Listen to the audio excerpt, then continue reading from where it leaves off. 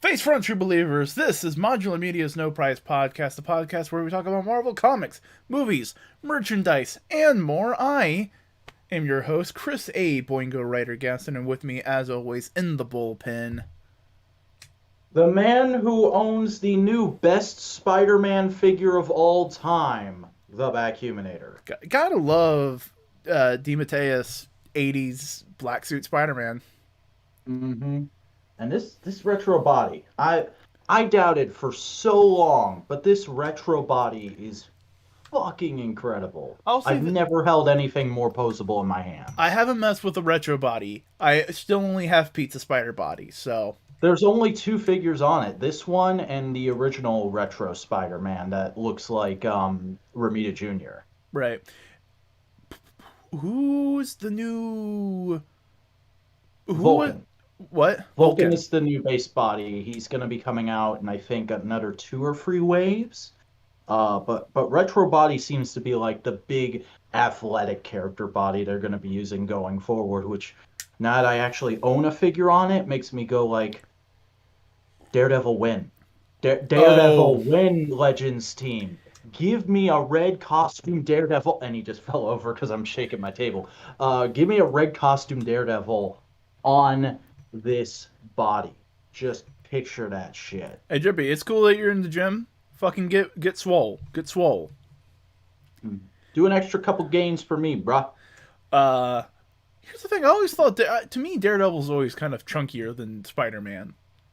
Mm-hmm. Because, like, all his figures have been on the Bucky Cap body, but given that they're retiring that now, and that figure was never really good at doing any kind of athletic poses. Like, the only 2 poses I've ever been able to get my red costume Daredevil in is stoically watching over the city and battle ready with his billy clubs.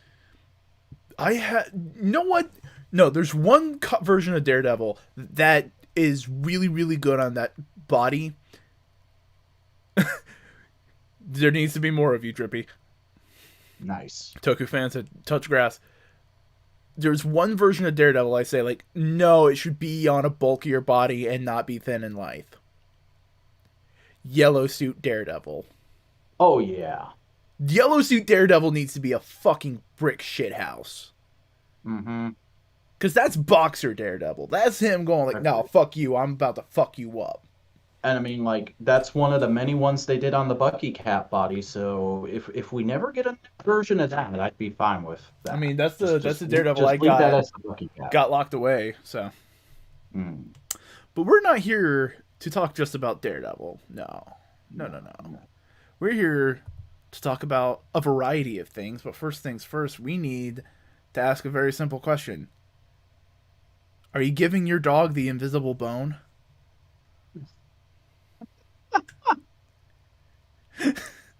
What? I just didn't expect you to go with that. I thought you were going to say, do you really want to taste it? But that's the hook, though. That's the hook of the song by Wigwam. I actually looked up the band who sings that. Oh, okay. You listened to the full... I still haven't listened to the full version. I should probably do that. No, I turned on captions. But no, Wigwam's the name of the band. They're a Norwegian glam band. Is the name of the song just Do You Want to Taste It? I'm trying to remember. I think either that or Invisible Dog. But yeah, no. So episode 4 of The Peacemaker. It's weird saying this with a show that's going to be really short and is like being so consistent with each episode, but I do feel like this is the best episode yet. Like I thoroughly enjoyed this one. This is top dog when it comes to characterization. This episode just there's not a ton of plot stuff happened. But, like, everybody gets an interesting moment to shine. You know, this is us taking a breather. We're in the middle of the second act right now, and I feel like we're going to start picking up into the third act next episode.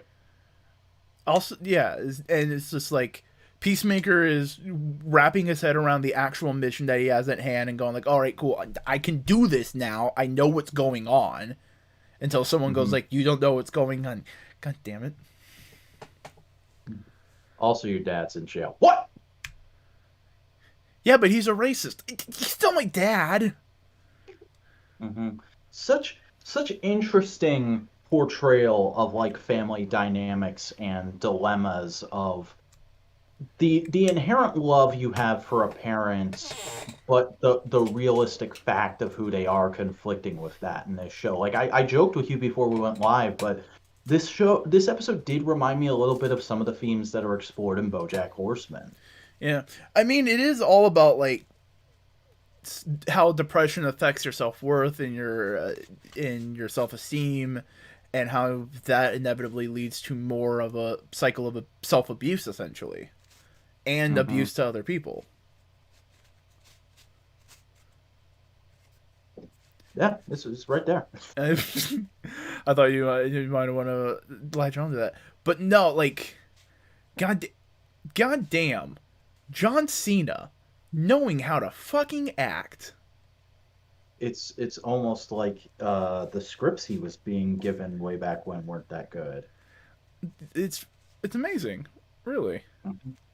Also, James Gunn is an amazing director, so that probably helps. Here's the thing: he didn't direct this episode; he only wrote it. That's right. Well, who directed this episode? What was her name? Like Judy Hauser or something like that? I don't remember. It's not on the top. He did write the episode. He wrote the episode. So. Oh yeah, I think he wrote the whole show.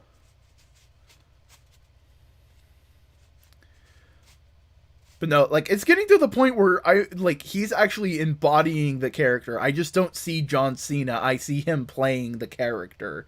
You know, it doesn't feel like stunt casting anymore. Yeah. Which is like fascinating for me because as a wrestling fan, he's John fucking Cena. Yeah. Found that director yet? No, everywhere's just saying James Gunn because of, yeah. Oh, I did find though, the show is going to be 8 episodes instead of the 6 we fought earlier. Ooh, okay. Do you want to hear the remaining episode titles? Sure. Give me those puns. Next episode is Monkey Dory. Okay. Episode 6 is Mourn After Reading. Episode 7 is Stop Dragging My Heart Around, and dragon is spelled like the animal dragon. Okay. And 7, we don't have a title for yet. They've not released it. So we're definitely gonna see his dad don the white dragon costume. Mm-hmm. Which was so cool to see in this episode. I love how they treated it like it's John Cena, like Peacemaker opened up the closet and there's a Klansman uniform there, and he just reacted like, no, that's a Klans uniform. The fuck is that doing here? The fuck are you putting up with that shit, you know? Like, it was treated with that severity. Which is really cool to see from Vigilante, who's like this slightly unhinged in his own way kind of character, but we see a lot of heart and conflict in him this episode too, which was really cool. Although it made it all the more funny that this episode I kind of realized he reminds me of a certain very famous YouTuber. Who? Is it just me? Or especially when he puts on his glasses, does the fucking actor not look like iDubbbz? I can see that. I can see iDubbbz. Good lord. Buster, we've come a long way since Fred the movie. I mean, yeah. I agree with both statements Buster and Drippy have made in the chat there. But, no. This was a bang-on episode. Vigilante was great the whole time through. Mm-hmm. Some solid moments for Harcourt and Adebayo as well. I can see Germa too. I can see Germa vibes from him, Buster. Yeah. He has that neurotic white boy sarcasm about him. Mm-hmm. But it's not annoying. It's not because he's not being an asshole. He's just being weird. Yeah. But it also does get charming, especially when he does it to help people for the right reasons. Like in the back of your head, it's been explicitly stated throughout the show. This man is a cold-blooded killer when he needs to be, or when he feels like he needs to be, but he'll straight up he'll fucking get himself put in prison to beat the fuck out of your racist dad, which is great. Or at least incriminate your racist dad so he can't hurt you. Mm-hmm. Drippy's also right. Ludwig, he also has some Ludwig vibes. Yeah. Mm-hmm. But no, everybody was fucking raving about that scene when it came out. Just, he walks up to a bunch of white supremacists in prison and just starts going like, hey, what do you guys like about black people? And just like egging them the fuck on so much so that they want to beat his ass, and he just wipes the floor with him. And I love that Robert Patrick's character is smart, is like on his same level of smartness, because it both makes you afraid of Robert Patrick's character, but also a little impressed with Vigilante, because they both know trying to incriminate the other one. You can't get away with that. You're not going to pull that one on me. I really liked that line. Bruh, moment out of context. Yeah, see, here's the thing. Vigilante went into the prison to beat Peacemaker's racist dad, because that's a big thing. His dad's a raging fucking white supremacist. So, like, he was just trying to egg them on to get all the fucking neo-Nazis to fight him, to incriminate them and just get them in trouble with the guards. Mm-hmm. And he got every one of them but the dad. And yeah. And then the dad immediately was just like, no, I'm going to do whatever I can to benefit me in this situation. Yeah, you get the feeling the dad has been around and avoided prison for as long as he had, because he's way smarter than most of the people he hangs out with.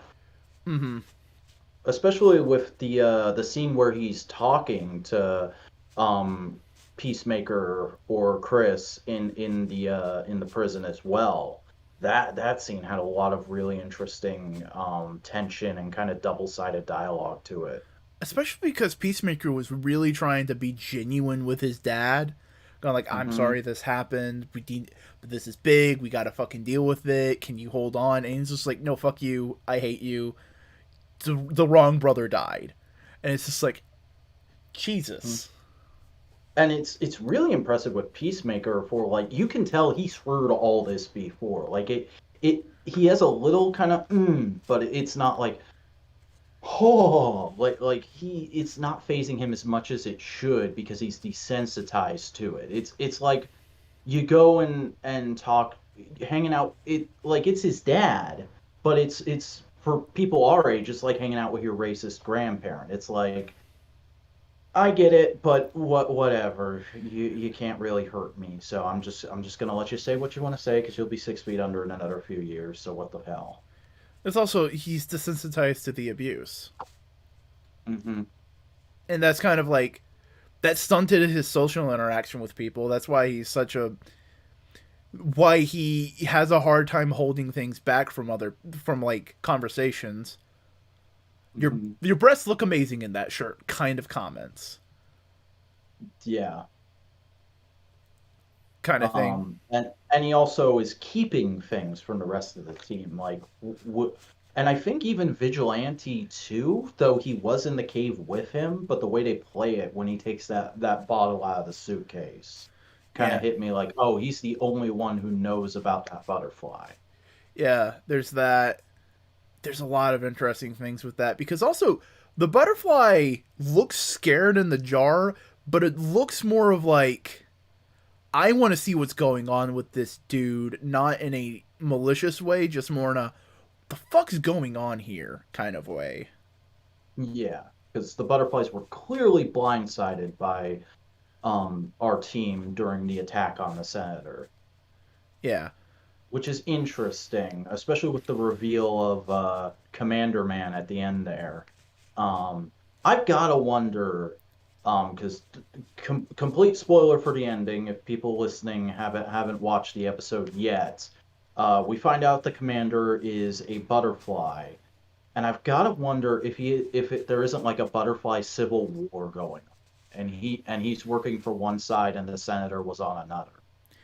question: are there anything like that in the comics? Is there any butterflies thing in the DC comics? I wouldn't be surprised if the butterflies are straight up an obscure DC thing I just either don't remember or don't know about. But the closest thing they remind me of that I know about is the Reach, the alien species that created Jaime Reyes' Scarab and like tried to slow burn invade the Earth. Okay. Yeah. I still need to make that meme of like Peacemaker going, I fought 2 mind controlling aliens. If I had a nickel for every time I fought a mind controlling alien, I'd have 2 nickels, which isn't much, but it's weird that it happens twice. Yeah. And I could actually see John Cena reading that line too. But also I appreciate the bit in this episode. Like, this is completely sidetracking, but I fucking love the scene where he brings up Matter Eater Lad in this episode. Oh yeah, no. I love how James Gunn was just like, oh hey, you know all that weird things I did with Marvel comics? Here's the same thing for DC fans. Here's all the dumb bullshit that you guys joke about. Like, in the same continuity, supposedly, as Batman v Superman, just going like, oh hey, Matter Eater Lad's canon. Oh hey, Batmite's canon. Fuck you, Snyder fanboys. Here's the stupid shit. Yeah. DC needs the weird, goofy shit because that kind of makes it a wholesome universe, in my opinion. Yeah, we need a Plastic Man movie. Damn it. Something I do also appreciate with this show. Every superhero movie is in like a big, nice, pretty city. L.A., San Francisco, New York, all these kind of places.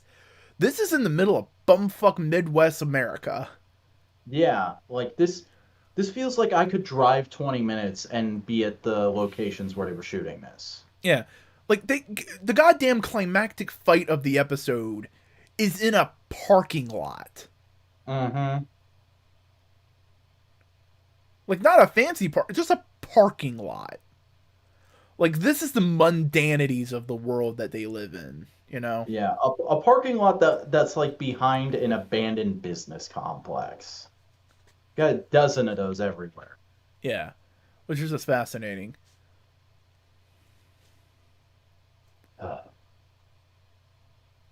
Yeah, this episode was great. Mm-hmm. I did the twist at the end was also just interesting because I don't know where they're gonna go with it, you know. Mm-hmm. Like, of all the twists in media we've watched over the last couple of years, you and me together, that one feels the most like, holy shit, I did not see that coming. What's gonna happen next? Especially because they were playing it in a very similar way of like, he is a cold, emotionless asshole like Amanda Waller. Mm-hmm. And then, like, in that scene, too, just a minute earlier, the way they were shooting it and juxtaposing it with the music, you were supposed to get, like, okay, this is the same thing that's going on with everybody else's. He's kind of sad and emotionally distanced from everyone around him, and watching this movie is one of the only ways he can feel anything. And then cut to John Cena a little more, and then just cut back to him, and no, fuck you. He's exactly like the Senator was. Yeah, but all the like that's the question. Where does all this lie? You know. Mm-hmm. Also, I do. It also makes me wonder because remember in like the first couple episodes, Waller said Adebayo is the only one who's completely in on everything that's going on with the mission. What if Adebayo already knows he's a butterfly? That just struck me. Who knows? That may be a thing. Also, I do appreciate Peacemaker grabbing the jar of food for the butterfly. Yeah. It's just like, oh yeah, no, he's not an asshole. He's gonna grab the thing that presumably is the only thing they can eat. Mm-hmm.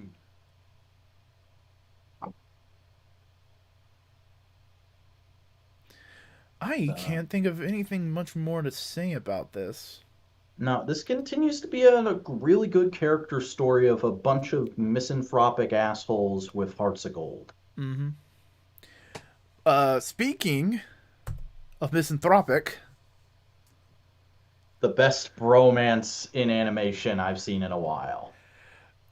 Episodes 12 and 13 of Earth's Mightiest Heroes, the two-part Gamma World. This is great. This was a really fun episode. This felt like peak kind of like John Byrne Hulk comics of just like weird shit going on with gamma radiation, and the Hulk's the only one that can fix it. Yeah, Hulk and Hawkeye. Mm-hmm. It's great resolution, excuse me, for Hawkeye's subplot that's been running throughout all the episodes so far. Mm-hmm. Do you want to talk about what the plot of the episode? Just so we have so basically there's a gamma bomb cloud thing that's ready to go off and engulf the entire world. It's in a little area in Arizona so far surrounding I believe the prison was called the Cube, which is where the leader broke out of in the pilot. And of course, he's behind it. He's got a whole bunch of other Gamma boys with him. The Abomination was the only one I actually recognized. Absorbing Man was there too. Mm-hmm. UFOs. Oh yeah, the fucking UFOs. And the Wrecking Crew. I don't know Wrecking Crew that well. I know of them, but I don't know them. You know what I mean? Yeah. They're like the Royal Flush Gang of Marvel Comics. They're just like they're the recognizable mook group that you can just have at the beginning of a story arc to kind of go like continued adventures. They're just continuously fighting bad guys. So the Avengers have to go in, team up with some SHIELD agents led by Doc Samson, and save the day, but of course things go horribly wrong. Meanwhile, Hawkeye is observing the situation, realizes he can capture Black Widow and prove his innocence, so he does so, and along the way he says, hey Hulk, here's a cool joke, now help me save the Avengers. Yeah. And it's good, I like it. And throughout this is a good two-part episode. I don't think it's based on any actual genuine storyline from any of the comics. Mm-hmm. But like it feels like it could have been a comic event. Yeah, like a little mini event that all the Avengers books are involved in, but not necessarily anything else. Yeah. Everybody was good in this episode. I do really like the interactions between Iron Man and Captain America, though. Yeah, that was some good stuff. Because that's always the through line between those two characters. Is Cap is the leader, Iron Man is the big plans guy. Yeah, I totally did not see Wasp straight up pulling a Transformers animated Waspinator in this episode. That was kind of crazy. I love how, oh yeah, no, let's turn Wasp into a Wasp. Let's turn Black Panther into a Panther guy. What can we do with Captain America? Blonde Hulk. Guys. Cap Wolf is right there. It's right over there. Then everybody would go like, why is Captain a furry? Because comics. I mean, at least it's a little bit more creative than what they did with Iron Man. Oh, you just have some tentacles now. Yeah. Though I gotta admit, with how much they did with it in this episode, I'm surprised I've never seen fan art of that Wasp design. I feel like that's a thing some weirdos would be into, you know? Monster fuckers get on it. Mm-hmm. Oh yeah, no, and the Hulk was amazing in this episode, just going like, nope, I'm gonna fuck you up. Yep. And the scene, I love that initial scene between Hulk and Hawkeye, with him having the laugh, and then Banner being like, hang on, he hasn't let me out in weeks, and he takes a piss. Like Hulk and Banner have two different bladders. No, it was good. It's great. It's just a lot of fun character interaction, and it's a horror flick. Mm-hmm. And that's what Marvel's really good at, is like everything's a superhero thing, but it's also just something else. Yeah. That's why I get annoyed when certain people say stuff like, oh, I can't believe Marvel is scheduling so many projects for the next year. I'm like, well, it's called Marvel Studios. They're a film studio. Would you get mad at Warner Brothers for scheduling so many different things? I know the general public looks at this as, oh, it's all superhero. It's all the same genre, but like it's superhero doing different genres. Each Marvel project tries to go for a different thing. You know, the Captain America movies were kind of spy espionage thrillers. The Hulk movie was a horror thing. Guardians of the Galaxy is a cosmic space odyssey. Yeah, and then you have fucking Eternals, this prestige drama. Mm-hmm. And we're gonna get Blade, which is gonna be super fucking horror. Hell yeah. Give me that shit pumping in my veins. Leader was cool in this episode. It's always fun to see goofy characters get a good. I'm forgetting his name, but that voice actor, one of my favorite guys. Mm-hmm. He's really good whenever he shows up and stuff. And he's the Reanimator guy, Ratchet from Transformers Prime. Yeah. Wait, he was a Reanimator? Yeah, he's the main guy in the original Reanimator. From the 80s? Mm-hmm. Holy shit. That's cool. Because that's like the design they've been going with for that character whenever they redo that. Jeffrey Combs is his name. Yeah, that H.P. Lovecraft story. Because that's H.P. Lovecraft. Reanimator's H.P. Lovecraft.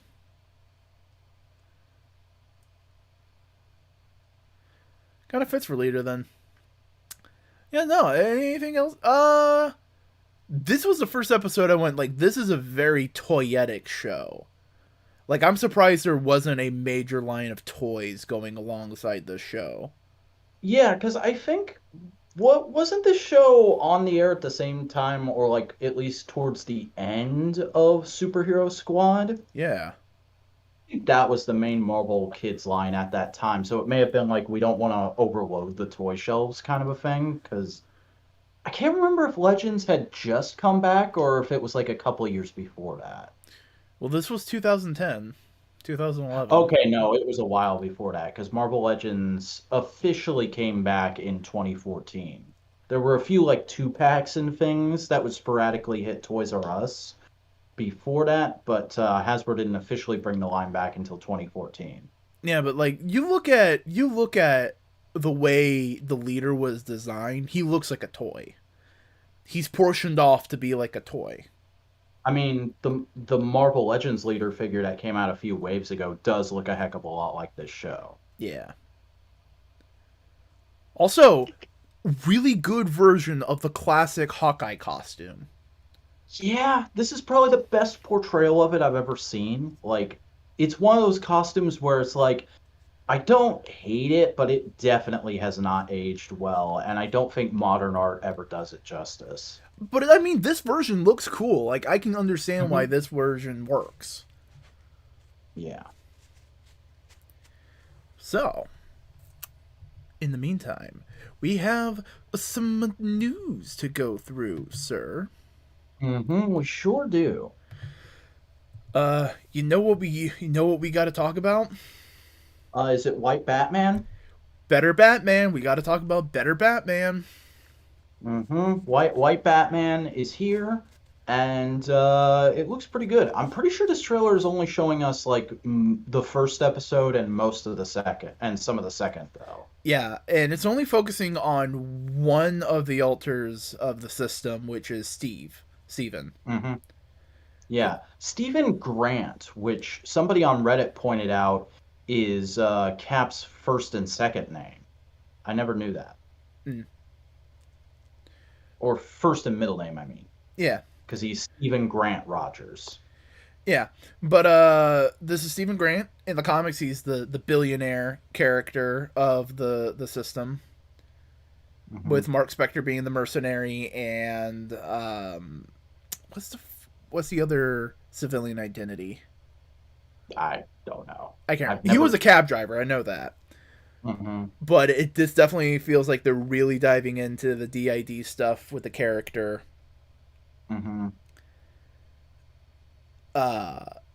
It looks so good. Khonshu looks way better than I expected, and the Moon Knight costume, it's maybe a tad bulkier than I'd like, but I do like the almost Toku level transformation effect we see in this trailer, and the one scene where he's beating on the dude is really cool. The costume is very much looks like his Mystic Moon Knight costume, you know? Mm-hmm. Because he has had multiple Moon Knight costumes. Yeah, we have Moon Knight, we have Mr. Knight. This definitely looks like the Mystic Moon Knight, the one who fights vampires and everything. Yeah. No, I'm super excited for this show because it's good. I love that they full on made his eyes glow and everything. Oh yeah, no, part of me is a little bummed that he's not more grounded. Because to me, Moon Knight, the fun of Moon Knight is he has all this mystic stuff, but he's just a dude. Yeah. He has to fight vampires and werewolves and all this mystic bullshit and gods and all that stuff, but he's a dude. I think we might get there by the end of the season. Yeah. Because that's another thing. I feel like this is, of any of the Disney Plus shows, I feel like this is the first one that, really has a shot of being, every year or two you get a new season of this. Oh, yeah. Part of me, I can't wait to see Moon Knight show up in, Avengers stuff. Mm-hmm. I mean, this is the next thing coming out, so...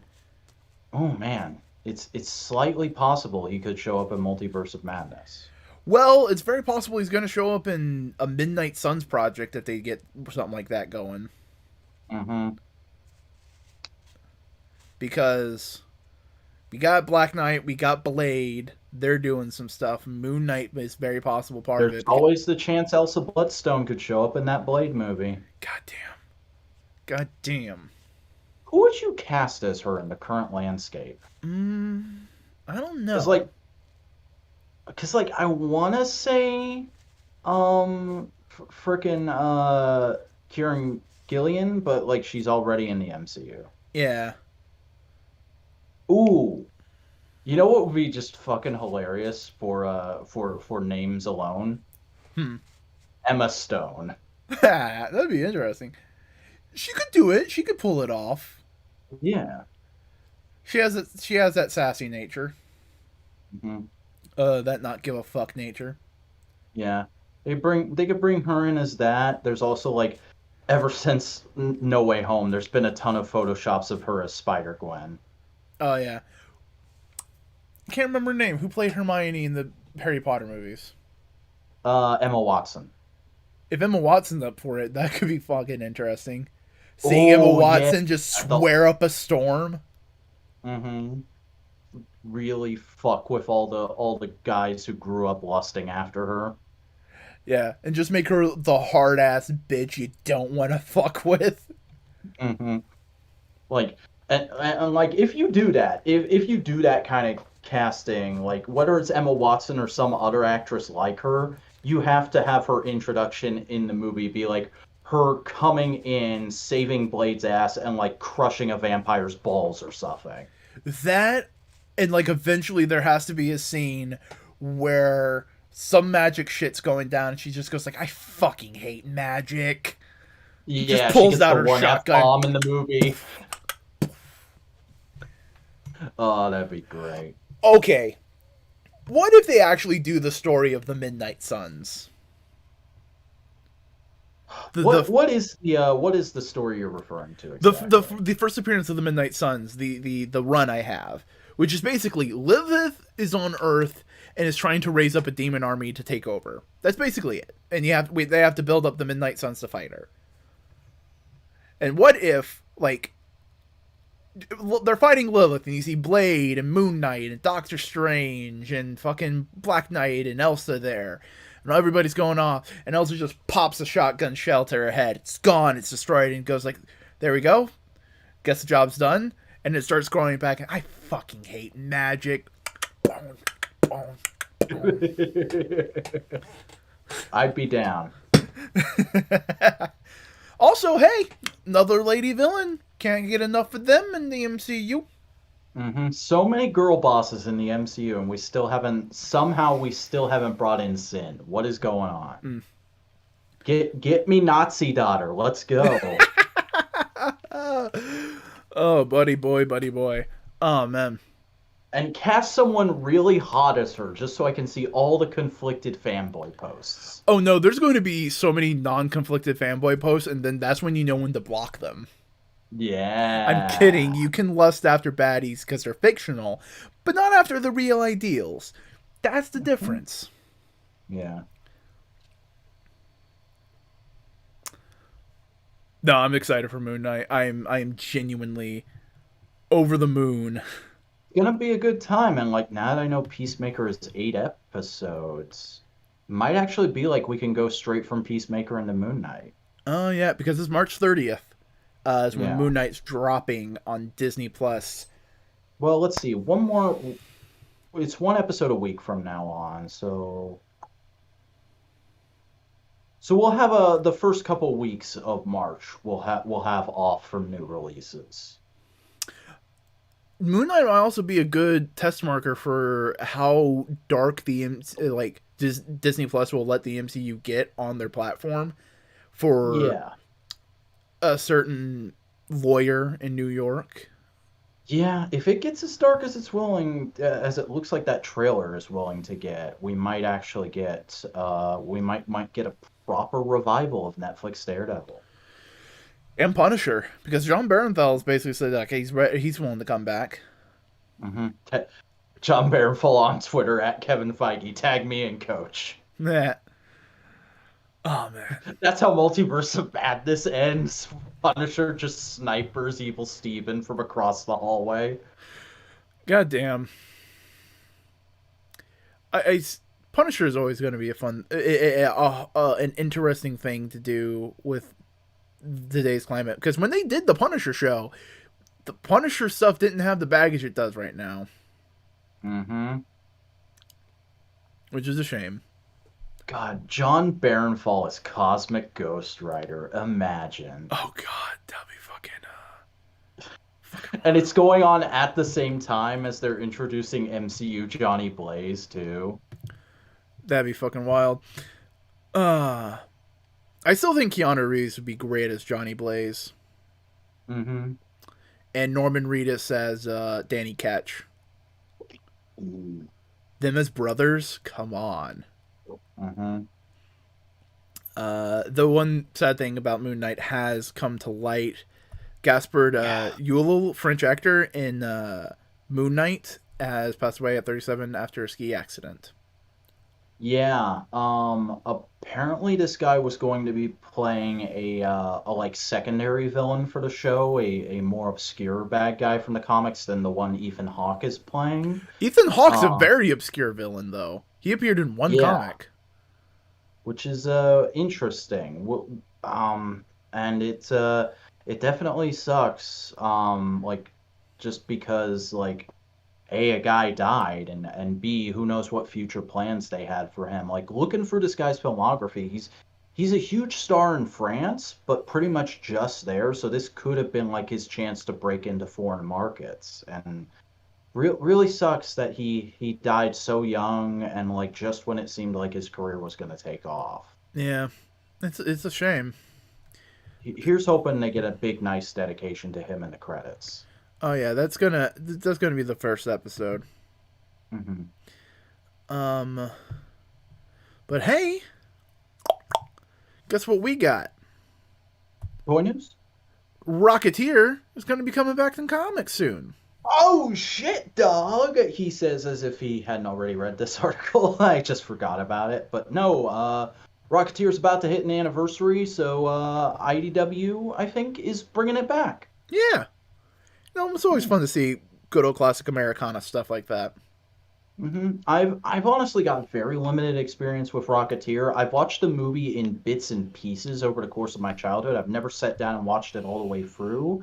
And I've read a few of the modern comics, like some from the last run of IDW. So I'm probably gonna check this out. Yeah. That was weird time for comic book movies, which was the early 90s. Because that's when, like, Rocketeer which was heavily inspired by comic books, wasn't necessarily a comic book movie, happened. Judge Dredd. The Phantom movie. Phantom. Tank Girl. Oh, God, Tank Girl. Dick Tracy. Dick Tracy is a banger, though. Dick Tracy's a banger. I'm not saying it isn't. I'm just saying, like, they did everything in their power to avoid making a superhero movie. Mm-hmm. And then when they did, they made Steel and Spawn. Didn't the Shadow came out during that time too? A Shadow did, because there was the other Shadow directed by Frank Miller. Mm-hmm. Well, no, that was the Spirit. Oh yeah, the Spirit. But no, Alec Baldwin's The Shadow is pretty underrated in my opinion. Like that and Dick Tracy are like the and of course Rocketeer are like the banger comic booky superhero-y movies from the 90s in my opinion. Yeah. And then we had Blade, and then the rest is history. Yeah. And now we're living in the superhero onslaught of the 2000s, as Captain Logan used to call it. I mean, what's wrong with that? We're vibing, we're digging. We like superheroes. Mm-hmm. Oh, I'm into it. I just find it like looking back, because I'm talking about stuff and I'm pretty sure you don't have much experience with, but I used to watch this show called Superhero Rewind, which was this guy called Captain Logan on YouTube trying to review every superhero movie ever made. Mm-hmm. And like he used to, this was like just when the MCU was getting off the ground. He referred to Blade, X-Men, Spider-Man as the superhero onslaught of the 2000s. Oof. Oh, man. But you know what we do got? You know what we have? What else do we have? Some news about some other comics, because at the end of this year, the long-term partnership of IDW and Transformers is going to end. Mm-hmm. Transformers, it's largely been defined in the modern era by stuff IDW has done in the background, and then Hasbro has extrapolated on. Look at the movies, look at some of the recent animated shows, and a lot of their bigger characters that they've recently tried to elevate have been brought in or reinvigorated through the comics. The modern understanding of Megatron, Windblade at all, Tarn. A lot of that stuff comes from IDW, specifically the Morta Meets the Eye book from the previous continuity. And the new continuity they're under is like just barely starting to get to what we recognize as Transformers. It's been in this sort of prequel stage for a very long time before the war on Cybertron even broke out. So it's being very much strangled in the cradle by this happening, which kind of sucks. But like on the other hand, it is sort of interesting with the prospect of seeing some new creators take over it. And then, of course, on the other hand, you have G.I. Joe, which has literally just been for decades Larry Hama, the Marvel writer, finally getting to tell the story of G.I. Joe the way he always wanted to tell it. And before the partnership is up, they're going to hit issue 300 of that book, which is just insane. And it's definitely a rough thing to think about, because it also means a lot of stuff is going to be going out of print very soon unless it gets picked up by somebody that's really interested in reprinting it. So if you have wanted to own IDW Transformers or G.I. Joe in trade, now is definitely the time to look into picking it up. Especially because like it's not confirmed who the license is going to next, but the rumors are, of course, pointing either towards Boom, who Hasbro already has a partnership with because of Power Rangers. But I don't know them for reprinting stuff a whole lot. They seem to only really print their current stuff. And the other person that's being rumored is Robert Kirkman's Skybound Entertainment imprint at Image. And I know next to nothing about that. Well, they printed Invincible once that imprint started doing through Image and all that kind of stuff. Walking Dead is another example of that. There was a recent fantasy book I read through there that was really good. I enjoyed it. Birthright. Okay. I don't know if they have any licensed work yet, so yeah. But I'll definitely check out whatever the first issue of the next era of Transformers comics is. But it is definitely G.I. Joe too. But it is definitely an imprint of Image. When you also remember that Kirkman also owns part of Image, if I remember right. Yeah. So it is, if it goes to Image, all right.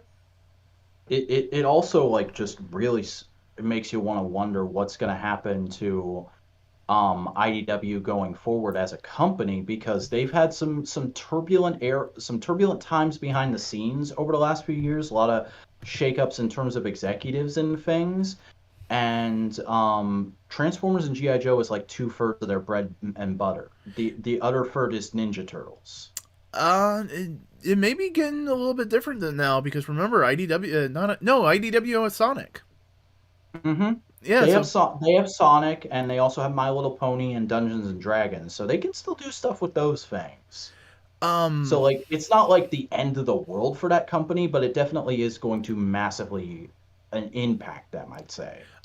You know what I would hazard a guess? They're probably going to start doing a lot more independent work, like non-licensed work. Yeah, because they have had a couple horror books that have picked off recently. Mm-hmm. I could definitely see that happening, and the more of that stuff out there, the better. Yeah. So now we have some actual toy news. Yeah. If the images want Todd, isn't it? What? Is it Todd? No, not Todd yet. It's not Todd yet. Oh, okay. It's Marvel Legends. We got some new pictures of Iron Spider. Yeah, that's right.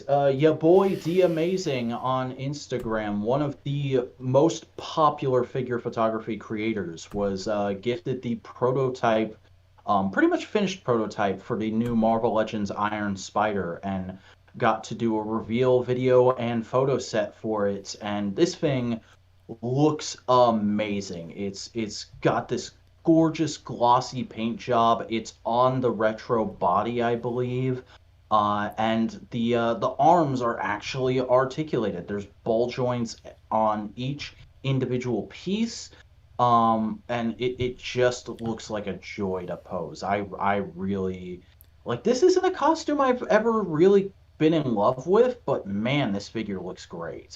It's a good costume for the story it's in, and its implications, and it's just good to have around. Yeah, it looks really good. Definitely excited to hear more about it. Probably soon, because the G.I. Joe team just had a Fan First Friday, and obviously there's not going to be Toy Fair, so I wouldn't be surprised if we get Marvel Legends team doing a stream pretty soon. Yeah. Hey. Is it Todd time? It's Todd time, because we got more images of Titan Joker. And it looks like a very good figure of a very terrible design. Yeah.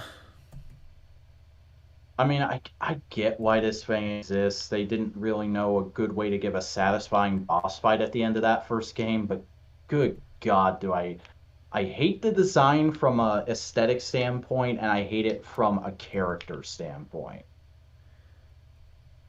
Yeah, at least it was only in one game, you know? Mm-hmm. It's not like that's become a thing Joker just does in the comics sometimes now. Yeah, no. And then it's just a figure. Just to kind of go like, hey, people who want it, here you go. Yeah, and it's definitely up Todd's alley. It looks like a fucking Todd-ass character design. Like it's only a few color and part swaps away from being the Violator figure he recently put out. Yeah. That may be why he's doing it. It has a lot of, not necessarily part share, but like engineering sharing with Violator. It's always a possibility. Definitely. But for the 30-year-old dude bros who really want that Joker figure, because that's all who's gonna want it. Video game they liked. But we got a couple Batmans from Toddy Boy up in here. We got a smiling Batman.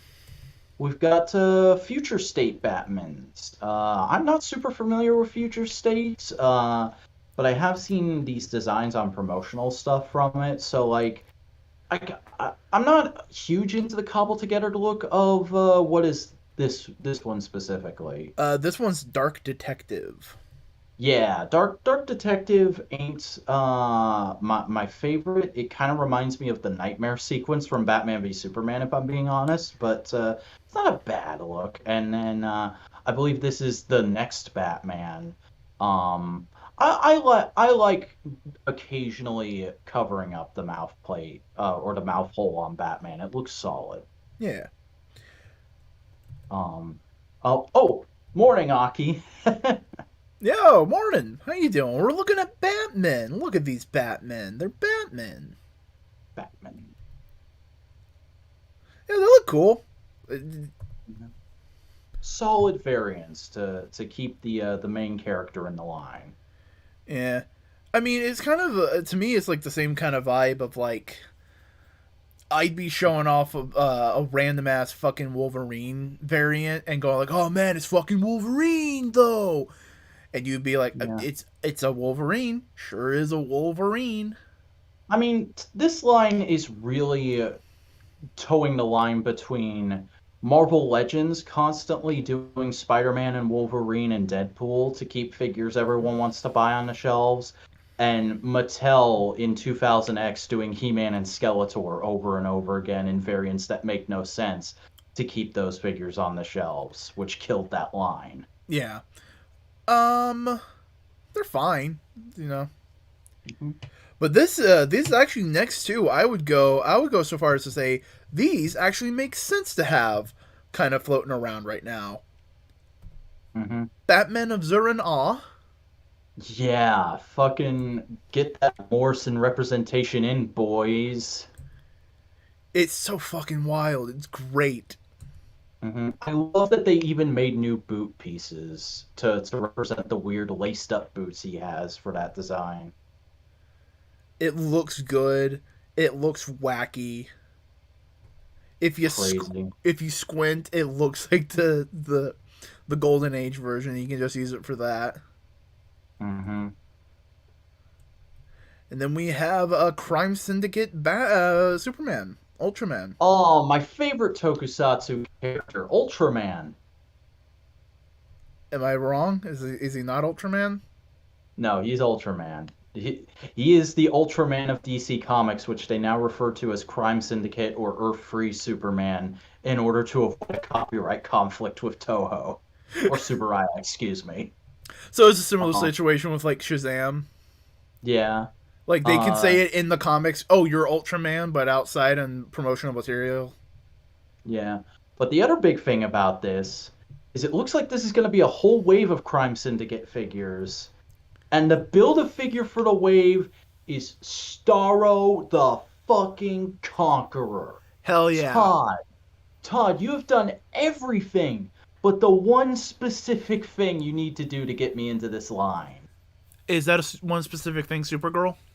Yeah, there still hasn't been a Supergirl in this line. And I've said it 3 times now on this show.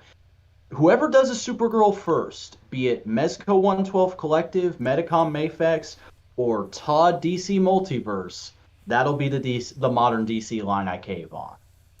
Right now, I want it to be Mezco. I'd really like it to be Mezco or MAFEX, honestly. But I feel like it's going to be Todd. I feel like he's going to do a Woman of Tomorrow figure sometime in the next year or two. Here's a thought. Do you think that Starro Build-A-Figure would be IRL scale for the Son of Batman Jarro? Yeah, it would, just about. Maybe a little big. But hey, Batman cosplayers, if you want to have a Jarro. Mm-hmm. And like this, he also comes with an accessory Starro that you can put on his body. Oh, I hope each figure in this wave has one. I'm a little sad that it's not a face thing. Mm-hmm. Because it looks Maybe like it's based on a specific story where it was a chest thing. maybe, but like that's kind of always the thing with Starro. It was always on the face. Mm-hmm.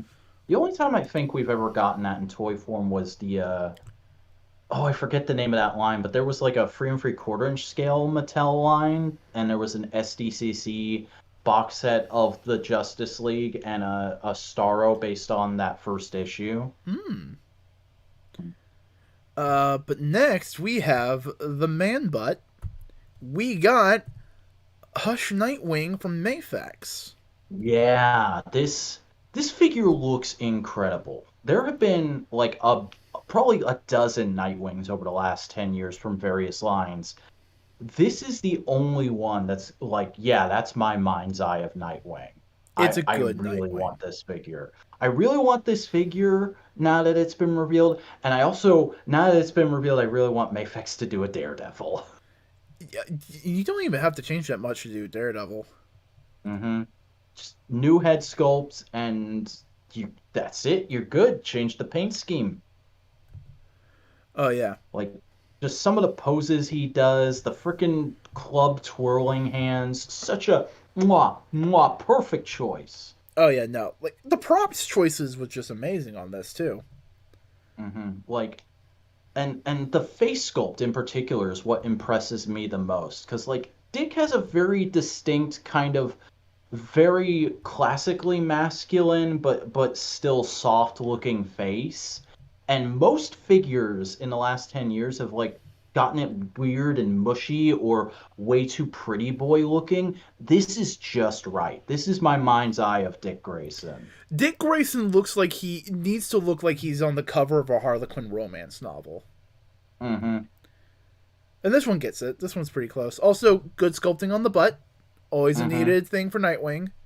Yeah, the collectors who do get this right off the because I'm pretty sure I won't I don't do pre-orders anymore, so I probably won't get a hold of this for at least a year or two after it comes out.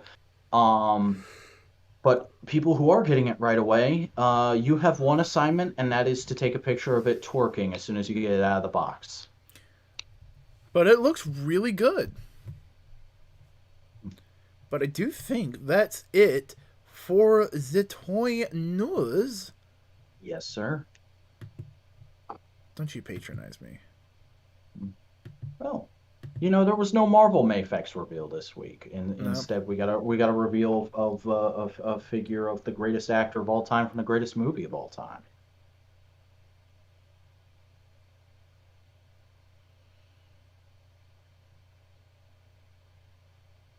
What? They're making a figure of Arnold from the first Terminator movie. And it looks really good, and I really want it. Hey! Yeah. You know what you need to do? What do I need to do? You need to tell us about Power Rangers. All right. Power Rangers number 15, Eltarian War Part whatever the fuck. This is more of the same with this arc. Very cool, intense kind of event sprawling into its third act stuff with the Rangers fighting the Imperials, both on Earth and in orbit, because the main Mighty Morphin team with the Tommy fan service Megazord is fighting one of the Imperials in Angel Grove, and then the Omega Rangers are fighting the rest of them up in space. Meanwhile, Zordon, Zed, and Zartus are fighting over the Zeo Crystal in the Caves of Deception, I believe they are called, underneath the Moon Palace. And there's some good pathos, good character payoff with that kind of stuff. It gets really weird at one point for a long time Power Rangers fan, because you see Zed and Zordon straight up team up to fight off this other Eltarian asshole. Who betrayed them both way back in the day, and it's like, okay, you naturally built to this, Ryan Parrott. I get it, very good storytelling. However, it just feels weird seeing these two guys on the same side. I mean, that's probably how Transformers fans felt when they first made Megatron a good guy in the comics. Yeah. And then there's also some cool lore stuff, because the Blue Emissary shows up to help the Omega Rangers And they're like, what the fuck? We thought you were dead. And he's like, well, actually, you know how killing emissaries makes the Imperials appear? Killing Imperials makes the emissaries reappear. So let's fucking get you guys an Ultrazord. And they do that, and they start beating up the Imperials, but then the Imperials decide to all fuse together to make their own version of an Ultrazord. And then the last page reveal is the fucking Horrid showing up to save the day. And the Horrid are a race of space vampires that Lord Draken made friends with like 15 issues ago. So it's just pure comic shit that. It's not from the show. Yeah. It's fucking space vampires, and Lord Draken is probably leading them somewhere, though we don't see him in this issue. Weird. It's crazy, but fun. Are they gonna go into Zeo after this, you think? I think that's what they're hinting at, especially because we recently got a solicitation that a cover for an issue is the Rangers walking to a destroyed command center, and the fucking new writer who's taking over after Ryan Parrott retweeted it and went like, "Oh shit, the command center's destroyed. That's really tough to come back for." I feel really bad for the guy who's writing Power Rangers comics. Oh wait, Yeah, that's cute. But you could also go like, it's gonna be better than before. Mm-hmm. Anything else you need to say about this book? No, it's like this book is very either you vibe with it or you don't, and like I can understand why you don't vibe with it, but I'm cool with it at the moment. You're temporarily vibing with it. Yeah, I tend to phase in and out of this book's vibe. You know what's vibing? That spear, that spear tip that's vibrating. Because I finally figured out what this Venom run is trying to do. Oh? It is trying to give the symbiote more character. Because in the Donny Cates run, it was mostly like the symbiote helping Eddie Brock reach new character development through all this kind of stuff. And now it's a symbiote.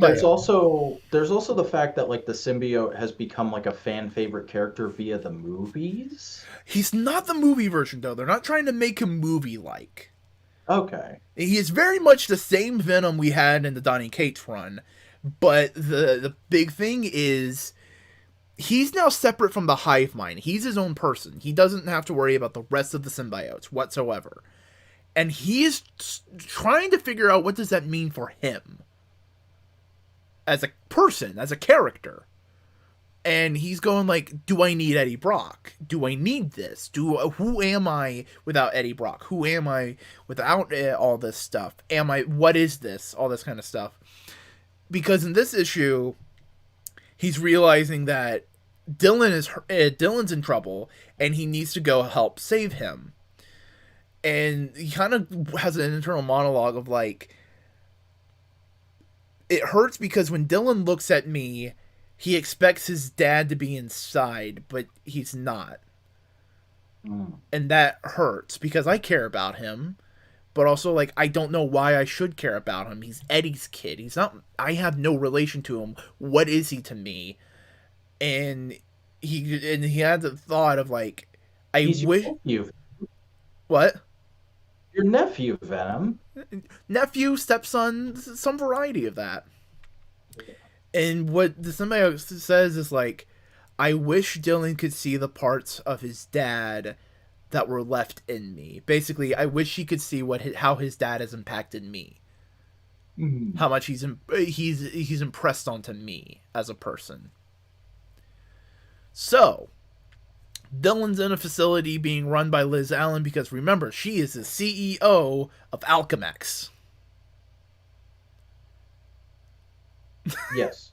I'm just iterating for people. So they're experimenting on Dylan Brock. They're testing his DNA and symbiote stuff with all the bullshit, blah, blah, blah. And then a bunch of symbiotes crash out of some test jars and form a mass and form a face. And Dylan goes like, Dad? And he goes like, Dylan, I don't have much time. It's taken all I can to get this message to you. You need to do this, this, and this. And Dylan just goes like, Dad, I did that. But then there was another you who said to do something different. I don't know what's going on. And he just goes, damn, Kang was wrong. What the fuck? Like it wasn't this big dramatic panel. It's just like, fuck, god damn it, Kang. And you're just like, oh, this is a time loop. Eddie's trying to save his son and just keeps giving him bad information to try and steer him to the right path, and it's just confusing him. He's back to the futuring it. Yeah, it's great. Like, immediately, that makes so much sense. Of course Eddie would do that. Of course it would end up this way. But Dylan does break out the facility, does all that. He runs into the symbiote. They fuse into Venom. They are fighting their way out of this, but then we see the guy who's been tracking down Venom and all that kind of stuff, talking to the dude who saved Eddie Brock in the first issue. And he goes like, no, I'm just trying to, what I'm trying to do is push the symbiote and Dylan to be better, to be bigger. I'm pushing them to so they can be like that kind of villain. Yeah. And then he gives the guy a big old monster.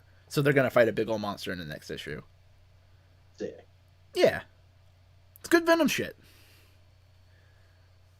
It's a lot more classic than... oh, no, not in the next issue. Next issue, we're meeting back up with Eddie Brock. Woo!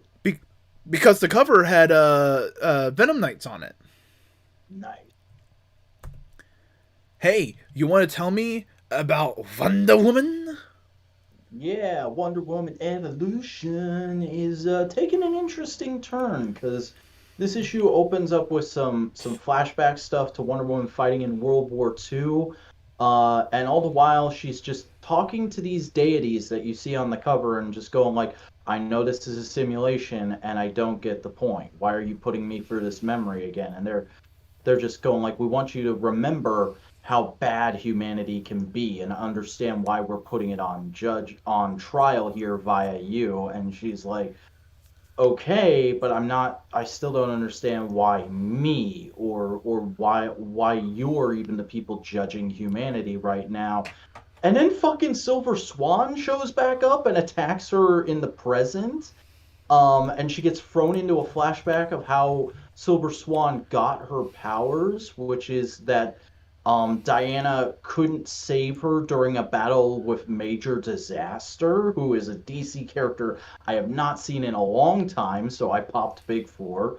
And then she goes back to the present, like during her remembering trying to save Vanessa was her civilian name, and she finds out that like she was put through the flashback too, and she got hit with the debris again, and now she's dying, and the issue basically ends with Diana yelling up at the deities that they've cheated her and they need to make this right. It's weird and trippy, but kind of harrowing and interesting. Okay, neat. That is Diana on the cover, right? Yeah, that's the outfit she's wearing in the present, but like I said, we keep cutting to different flashbacks, so we see her in different classic Wonder Woman outfits. Has DC just been doing everything in their power to not have Wonder Woman be in the main continuity right now? I guess so. Because for a while she was in Viking times, wasn't she? Mm-hmm. And now she's doing this stuff? Like, why can't she be on the Justice League? Because we've got Yaren Fleur now, and she's way better. Because she makes it diverse. Also, Hippolyta's on the Justice League for some fucking reason. I don't know what Bendis is doing. Just leave him alone. You're saying this to a Marvel fan, sir. Mm-hmm. Well, that's what it feels like DC editorial is doing right now. They made a huge deal out of that motherfucker coming in and being like, this is it. It's going to be the next great era of DC stories. And then everybody got mad at how he fucked Superman up. And they went, actually, we're just going to put him over here and basically give him his own little continuity corner with the Justice League. And everything will be fine. Does DC have a street level team? I think the Teen Titans are probably as close as it gets. But here's the thing. To me, Teen Titans are just as big as the fucking Avengers. Yeah. No, DC doesn't really do street level teams unless you count the Bat Family. Because, like, there's a couple street level teams in Marvel. You got Champions, Runaways, New Warriors. Yeah. Certain versions of the Defenders.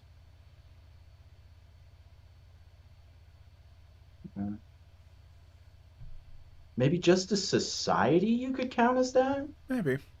Hey, tell me about the booty.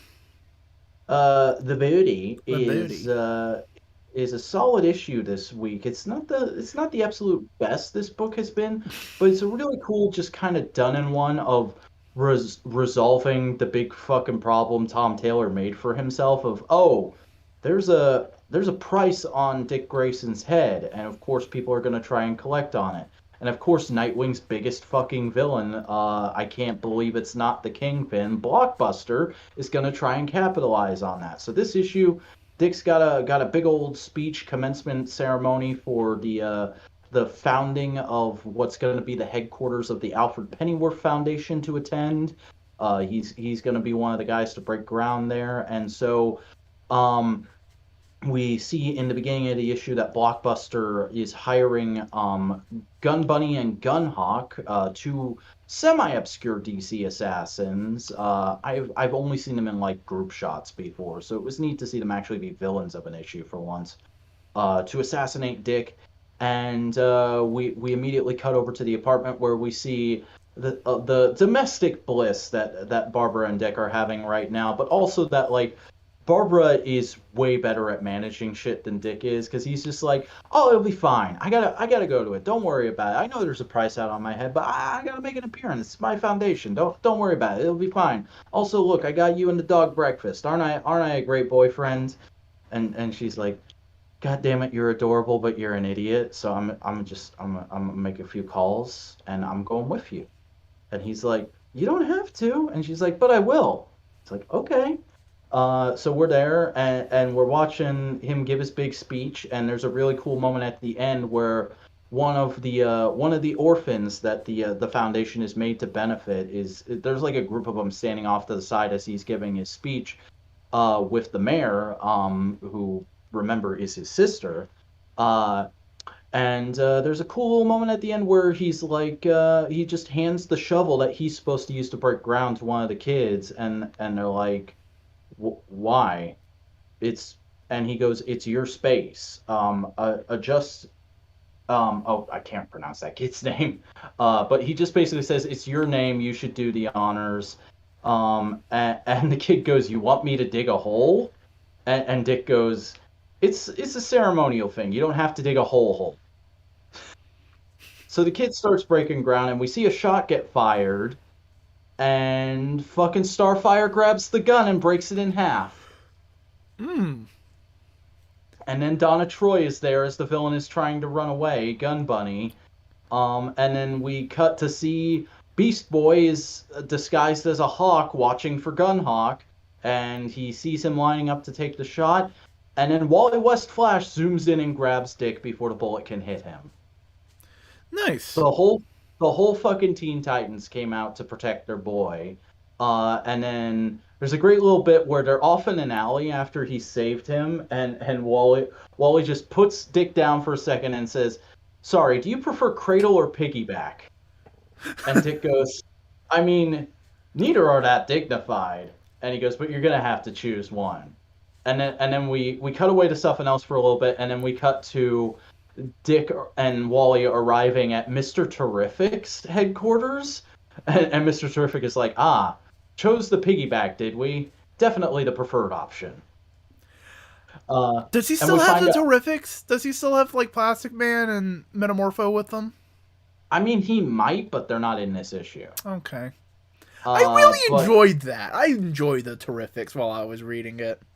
Yeah, that seemed like a cool book. But we find out that Terrific and Wally have been hard at work designing a new suit for Nightwing, which you can see him putting on this cover. It looks exactly like his classic costume, but they basically just say, hey, it's way more flexible. You can wear it under your clothes.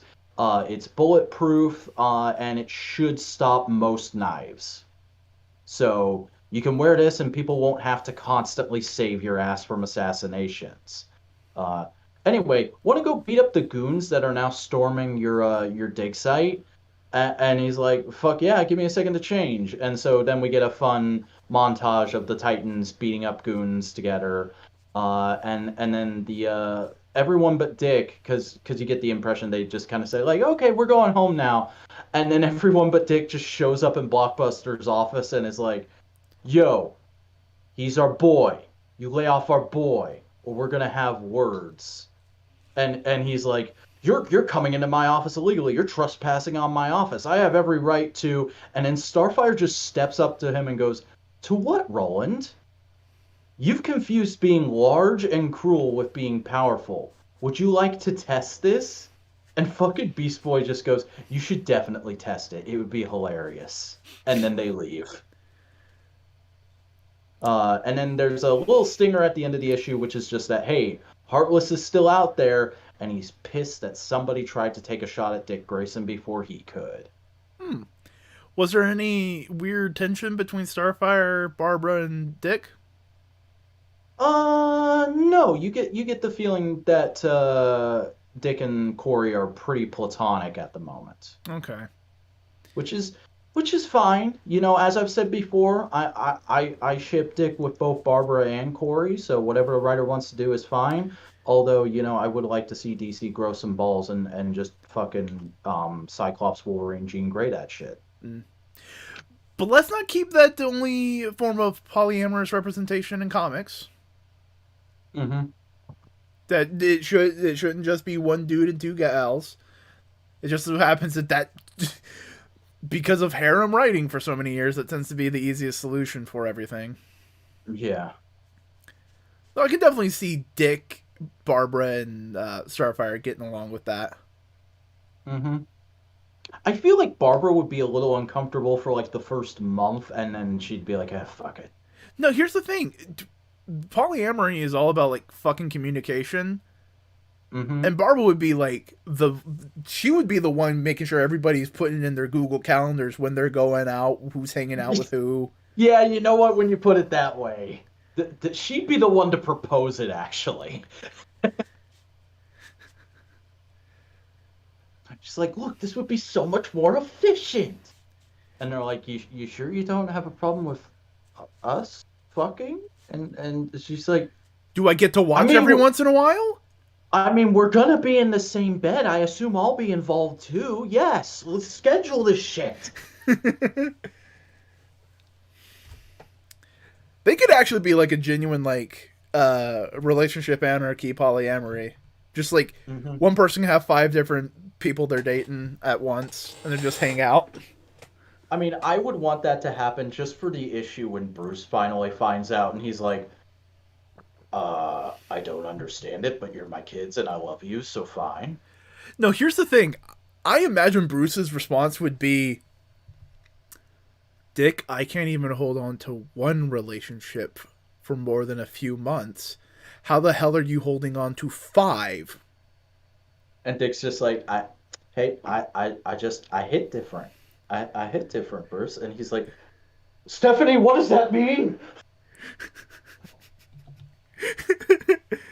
And then Selena just comes in and goes, Bruce, don't worry. I stole another pearl necklace. God damn it, Selena. Money do I have to give to the jewelry store this time? Oh, is that a jewelry store? The museum. Yeah, no, it was a stolen item. From the museum stole it. I'm stealing it back. Are you going to give it to its original owner? They've been dead for 3,000 years. They don't need it. God damn it, Selena. Look, Bruce, it's imperialism, and I am solving it. I love the idea of Selina as like a cryptomaniac communist liberal, as opposed to just a thief who steals because she has to pay the bills. No, that's how she starts. And then once she's comfortable and she's provided for her network of people, then she starts stealing just because it's fun. Mm-hmm. This is what I do. Let Selina be DC's Gambit. Mm-hmm.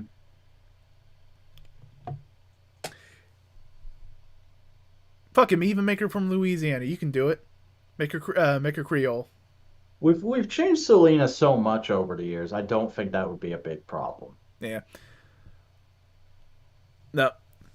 DC, we have given you many mandates to follow. Make Dick, Barbara, Corey a polyamory couple with a with the availability of a net to do that, network and all that kind of stuff. Bruce is a put upon male wife, and Selina is a wacky sitcom mom who likes to steal stuff. Mm-hmm. And that's just after like the first couple DC book, or no, that's the first DC book of the night. We got plenty more to go, buddy. Oh yeah. You know what's next though? What? Defenders. Oh yeah, I forgot about this book. How's it going? Well, this is the last of this little run.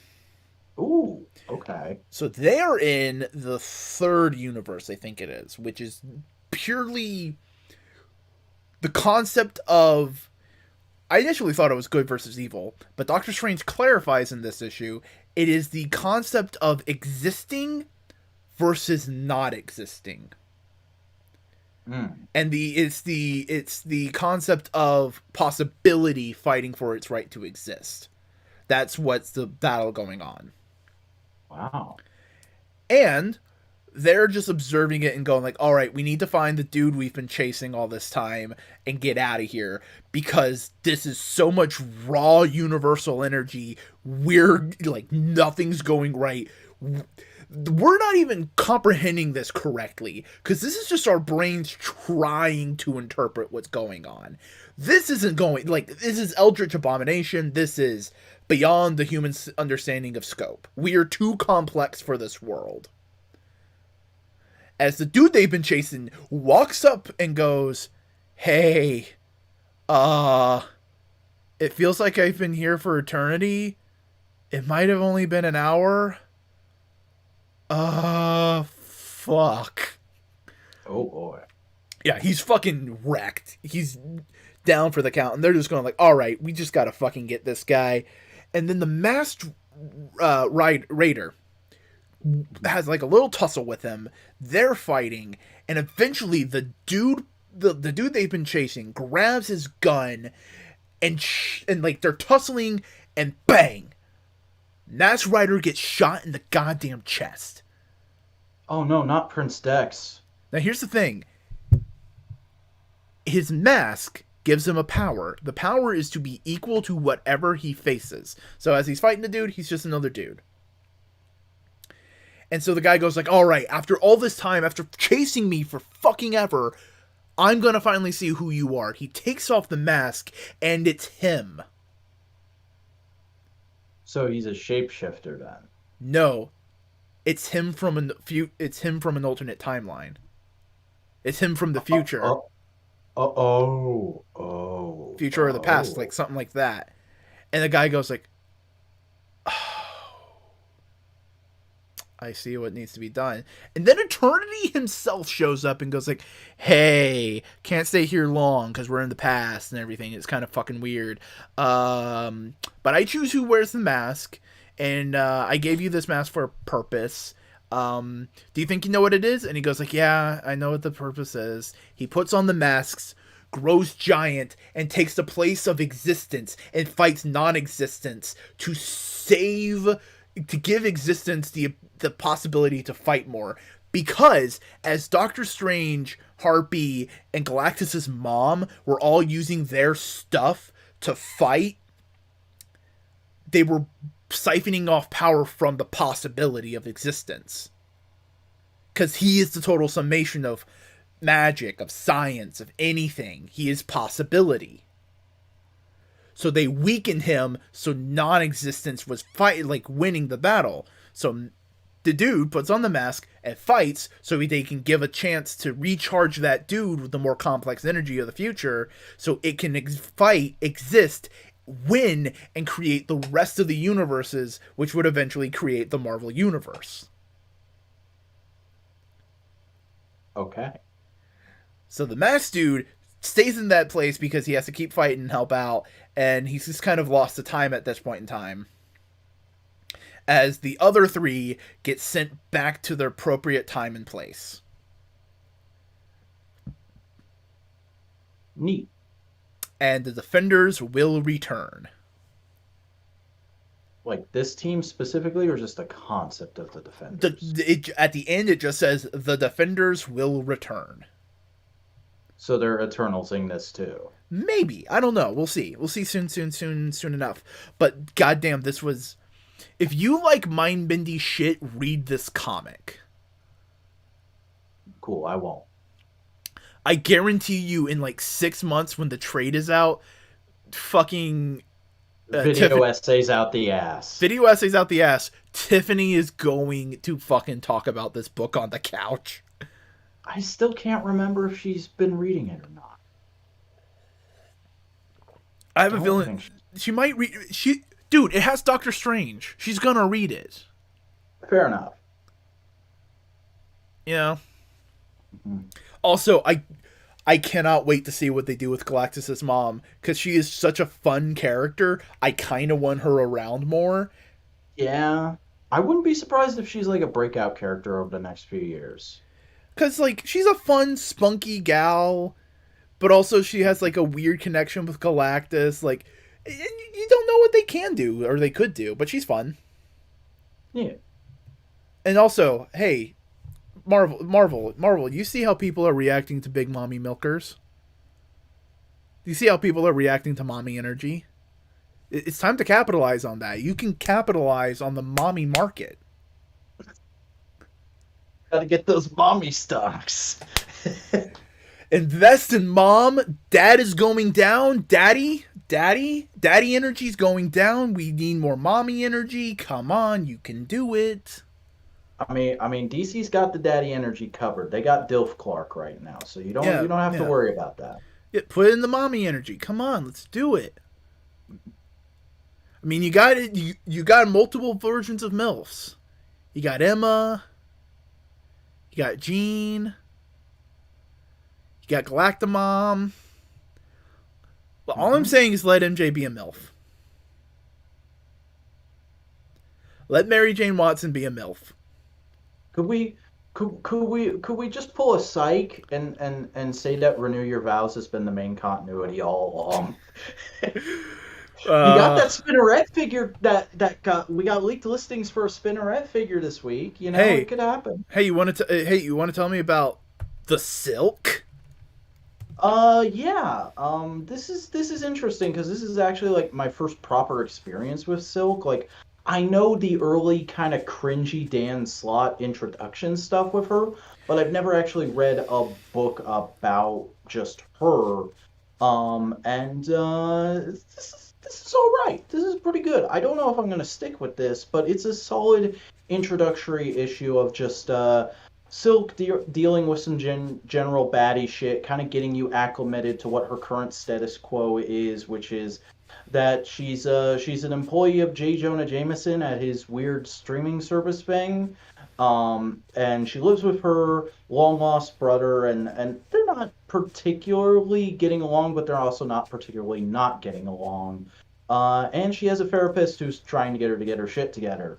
But mostly she just enjoys doing Silk stuff, and there's a lot of great scenes of her kind of slowly getting enthralled in this mystery that's coming up of a group of ancient terracotta warriors are reawakened in a New York museum and attack this vlogger bro that she saved earlier in the issue, and are clearly going to be a big ongoing threat, at least for this first arc. Neat. Moon Knight, issue 7. Oh shit, Mr. Knight in the house. Mr. Knight in the bar with no name. Oh. Here's the thing. It's the most badass thing, and he doesn't even throw a punch. My God. See, this whole issue... Is it that scene from Kingsman? Is that what happens? Sorta. So here's the thing. This whole issue is him just kind of like rebuilding and trying to get information on Zodiac. It's pretty much this whole issue. So it's just like a bunch of like running around, interrogating people, all that kind of stuff. 8-Ball's the big guy he like dangles off a roof and gets information out of. The way he gets to 8-Ball is he walks into the bar with no name, full Mr. Knight, pulls out a chair, sits down, and goes like, all right, I'm not Spider-Man, and I'm not the Punisher. Those are two extremes on the heroic scale, you could say. No. You know who I am, and I know who you are. And I let you have this place let you have this place out of my good graces. You know who the fuck I am. Tell me the information I want. And that's the last we see in the bar. And then he's just interrogating 8-Ball. And it's just like, holy shit. They don't want to fuck with Moon Knight. It's fucking badass. They get obscure villain rule number 1: don't fuck with Moon Knight. Yeah. So he's getting information. He's not getting any good information because no one knows who Zodiac is. He's just brand new. No one's worked with him before. But 8-Ball kind of drops some information of like, oh no, I worked with Zodiac and this one guy, but we're never going to tell you any information about Zodiac, blah, blah, blah. And he drops them and goes like, okay, cool. And someone goes like, hey, did you get any information out of him? He goes like, no, but I can get information from the other guy. So he goes to the other guy, tries to get information, and then the book ends with the Moon Knight's therapist alone in her office at night as a voice from off-panel talks to her, like, surprising her, like, he snuck into the office, and it's Zodiac with the head of a person on his lap. Oh, sick. That he cut off. Well done. And, yeah, it's gonna fucking go wild. But, yeah, fucking Moon Knight. This run of Moon Knight is really good if you're interested in the Disney Plus show, and you just want some Moon Knight. Moon Knight's good. Nice. X Lives of Wolverine. So, from what you told me, this issue is pretty fucking silly. It's silly, but it's not bad. Okay, so you know the plot of the movie Days of Future Past? Yes. They're kind of ripping it off here. Oh, okay. So basically, what they're doing is... Okay. Oh, is this showing him in the different Moira timelines or something? No. Okay. What's the rule of Krakoa? You can't die now because they have the resurrection pod. So how do you kill a person if you can't kill a person? Solve the problem. How do you solve this problem? Well, Red Omega solved the problem. You go back in time and kill them when they're a baby. Oh, he's doing that old charmer. Yeah.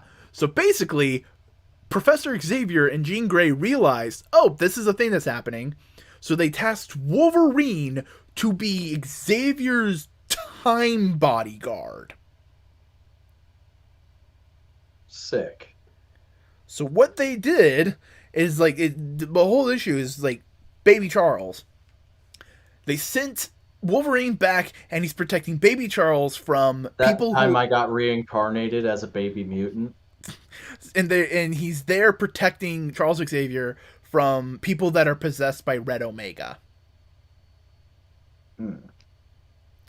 And it's just like this big kerfuffle, big action thing, and then this issue ends with him being transferred to the time when he was part of not Weapon X head thing, Weapon X 90s armor.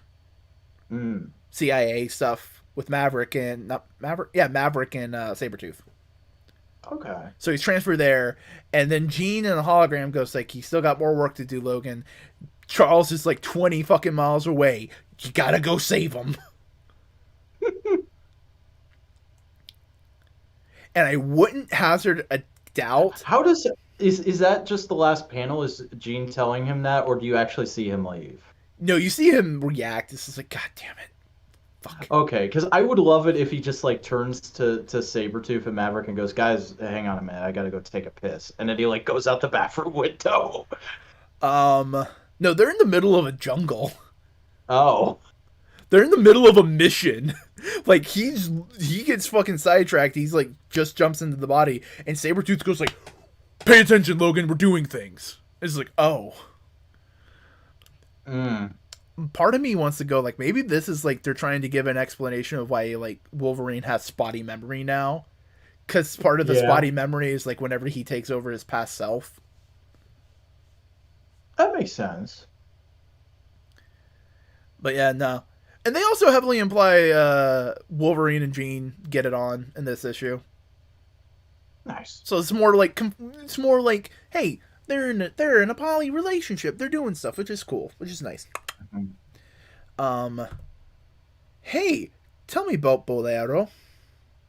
Bolero is a new independent book that just happened to catch my eye this week, from Wyatt Kennedy and Luna Vecchio is how I'm going to say you pronounce that. Yeah, sure. And it's an interesting concept because it's kind of similar to what we were just talking about with Wolverine. The premise is all about reincarnation. And it's about this sort of sci-fi organization that takes a person who has a shitty life in the dimension they're in and says, okay, you're going to get to dimension hop and basically take over the bodies of you in various different dimensions until you find one you like. And we're not going to tell you the catch just yet.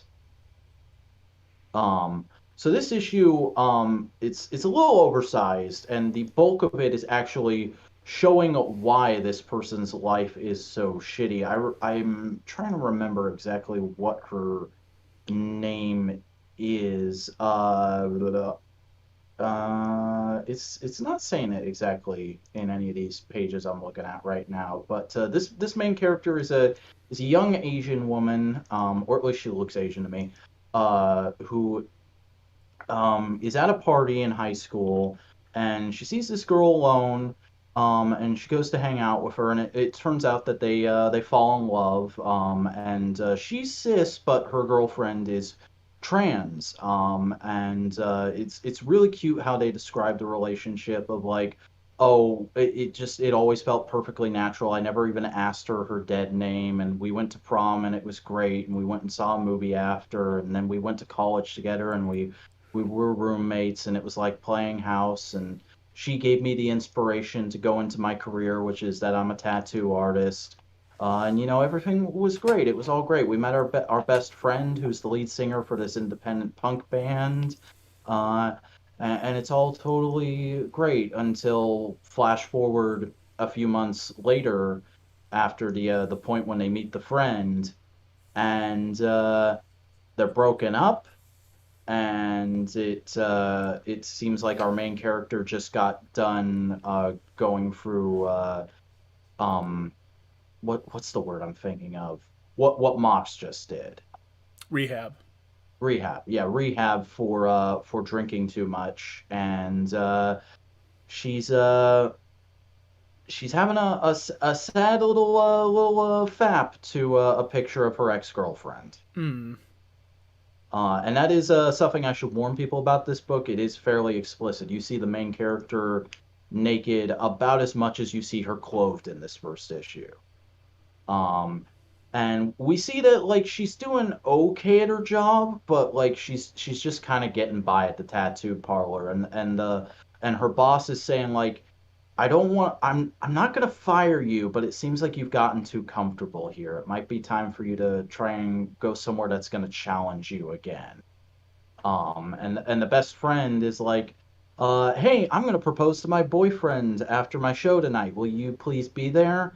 And she's like, I don't know, I'm still not feeling up to it. I'm like, really, you're gonna marry that guy? He's like the toast and jam of human beings. Like he's a bland white guy, and you're this cool punk rock black chick. What are you doing with him? And she's like, well, I love him, damn it, and I always support you. Will you please come support me? And it's like, okay. So she goes to the club and she's there and she's freaking out because of course there's people everywhere and there's alcohol being served and oh shit, there's my ex-girlfriend with another girl.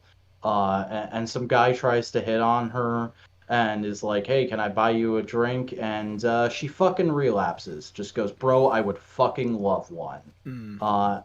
And we cut to her throwing up in the bathroom and the guy being like, "I'm sorry, I didn't know." And she's like, "It's fine, I didn't tell you." And then she like goes outside to have a cigarette, and there's her ex-girlfriend with the new girl, and they have the awkward conversation you'd expect them to have. Um, and as the ex-girlfriend and her new girlfriend are walking back inside, you can see in her narration the whole time she's saying, "Don't fucking say it. Don't do it. It's stupid. Don't say that. Don't do it. Don't do it. Don't do it." And then she just blurts out, "I still love you." And the ex-girlfriend goes, "I could see that," and walks back in. And the guy is kind of standing off to the side the whole time, and he's like, "So that looked really shitty. Are you okay?" And she's like, "No, but do you want to help me feel better? Like, did you drive here?" And so, while the best friend is proposing to her boyfriend in the club, she's getting it on with this random guy in his car. Mm. And it's like you're getting this illustration of like she's not a bad person, but she's on a downward spiral because of a bad choice she made, and she doesn't know how to get out of it, and she ends up having a big argument with the best friend because she missed a proposal. And later that night, she goes and just kind of hangs out at the beach with the guy on his car, and he's like, "Wow, so your life is really shitty, huh? Yeah. Maybe there's someone I should introduce you to." So he takes her to this random alley in the city where there's this glowing red monolith thing, and he fucking dissolves and she gets pulled into it and just kind of wakes up in this pocket dimension where there's like a talking cat named Capgra, is how you're supposed to pronounce it. It's spelled like capgrass, but the cat, there's a moment where the cat clarifies it. You pronounce it Capgra, like with a W. And he shows her a flyer for the business, which is like the multiversity in you. Tired of feeling trapped? Want a do-over? Realizing you shouldn't have spoken to that one ex?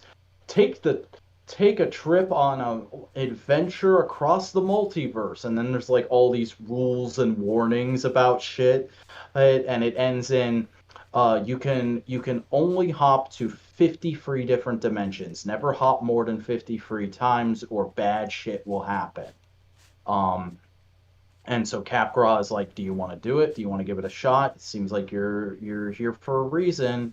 And there's a moment where our main character looks off to the side and sees like these spooky demon looking fuckers off silhouetted in the west, and she's like, "Who takes my place?" "Another you." So it's like a cosmic musical chairs type scenario. You you might seem different to them at first, but really it'll be like you never left. And she thinks about all the good times she had with her friends, and then is like, "Yeah, you know what? Fuck it." So Capgirl like splits open, and a big like four-armed demon lady comes out and takes control of her, and then she has like a dream about waking up in an alternate dimension where she's still with her ex, and getting up, and she goes to the bathroom, and she's in a male body. Mm. So really interesting sci-fi concept. I've never seen anything quite like before, and a lot of interesting play with diversity and representation that you never seen. Like, this is a very different kind of trans representation that I've never seen before. I've never seen like a happy relationship between a cis person and a trans person that went wrong, and now the cis person is still pining after the trans person. And not only that, but like there's not any derogatory stuff said about the trans person being trans anywhere in this book, even though the main character is a little spiteful about the way the relationship ended. It's really cool, I think. Neat. Mm-hmm. We both read Spider-Man. We sure did. The big fucking twist. The big fucking twist, where the one where everything goes wrong, basically. The one where everything goes wrong, and then we acknowledge, oh yeah, hey, by the way, the one thing most people probably remember Ben Reilly from. Let's acknowledge that. Mm-hmm. Though I will say one thing that really went right with this issue, the art. I love Michael Dowling's interiors in this. Oh no, it's great. This is a really good issue. I really enjoy it, but it is everything hits the fan. Mm-hmm. Everything's going wrong. As soon as that therapist said, "Oh, they don't monitor me. It's part of my agreement." I'm like, "Oh, this is fucked." Oh yeah, no. And then like she goes like, "Yeah, no, I took this job because they were fucking with your memory, and as we know, clones have memories implanted in them, so their memories are already fragile." And he goes like, "What do you mean? I've never said I was a clone." "Oh, I knew you were a clone because of when you were doing the whole cloning thing. I'm one of the people you saved with that. I'm one of the clones you made." And it's just like, oh, we're acknowledging that. We're doing something cool with that. Still canon. We're still, oh my god, that's really cool. I thought that was neat. Mm-hmm. Also, fucking Jenny gets a moment to be really badass in this issue, and I wouldn't be surprised if she ends up being the one to save Ben in the next one. Yeah, but basically, they start strapping him down, changing his memories to like make him an obedient little person again. But as we see, all the blank faces that Ben has been seeing in his dreams has just been memory manipulation. And now his memory is completely cracked. Mm-hmm. Then we just gotta wait till next issue to see what happens. Yeah, the ongoing adventures of Spider-Man continue to be about as interesting as your average Kamen Rider show. Are you saying that in a positive light? I just still find that comparison funny, so I'm just... Yeah, fair enough. But no, it's been good. I've been enjoying the Beyond era. Mm-hmm. It's going to be an interesting storyline to get us from the end of... It's the most invested I've been in current Spider-Man since Dan Slott started to fall off. Yeah. Devil's Reign X-Men. I've seen some panels from this. This looks like a fairly good issue. Okay, so we all know what's going on with Devil's Reign. New York is under vigilante lockdown. Wilson Fisk is taking down all the vigilantes. No more vigilantes, he says. As we enter the book, was showing how Wilson Fisk used the skills and talents of Elektra and Emma Frost in the past. Mm-hmm. Going like, oh yeah, no, they have history. They know each other, all that kind of stuff. Oh yeah, that's right, because like Emma's in her Hellfire Club get up in that cover. Yep, and it's about that era. So basically, the main thrust of the issue is all the vigilantes are being targeted. And the X-Men are currently considered superheroes, thus vigilantes, operating in New York. So Wilson Fisk, understanding that A, they have diplomatic immunity, he can't directly arrest them, is basically sending his jackbooted thugs to just kind of get them out of New York. Just get out of here. You know, that kind of stuff. And all the while, Emma Frost is going at the UN to get the X-Tree, the treehouse, protected as a UN embassy thing. Yeah. All that kind of stuff. And just protect the X-Men to make sure that they don't get fucked over with this Devil's Reign stuff. As the X-Men walk out, And we get more confirmation that, yes, Cyclops cannot be out in public as Cyclops. He has to be Captain Krakoa. So they're all walking out, and right before Cyclops walks out, Sync goes, hey, you should probably get the captain, shouldn't you? And Cyclops goes like, yeah, I'll get the captain. He puts on the captain costume. And he walks out to the to Fisk's Thunderbolts, including U.S. Agent, the Rhino, Elektra, not Elektra Nachos, Elektra, the Spider-Man villain. Oh. So Lady Electro. I'm trying to remember the other one was Scream? She's a symbiote. She's the purple one. Yes, I know of her. And it was she's the only symbiote of the 90s. Like, we got to make more symbiotes because Venom's popular characters that still doesn't have a Marvel Legends. Yeah. And then there was like one other, and they were basically like going like, you fucking do something. Fucking do something. We're gonna fucking kick you out. It's U.S. Agent being U.S. Agent near the end of being in the middle of like Falcon Winter Soldier. All that kind of stuff. He's that big ass dickhead. I'm fucking U.S. Agent. Listen to what I say. And then Emma Frost goes like, nah, bitch, UN shit. As we just see both her and Fisk talking to her assistants, going like, they don't know what they got into. You don't want to fuck with me because I'm smart and clever and I get what I want. And it's just like, oh, this is going to be very much a power play. Nice. Yeah. Hey. Tell me about Superman, Son of Kal-El.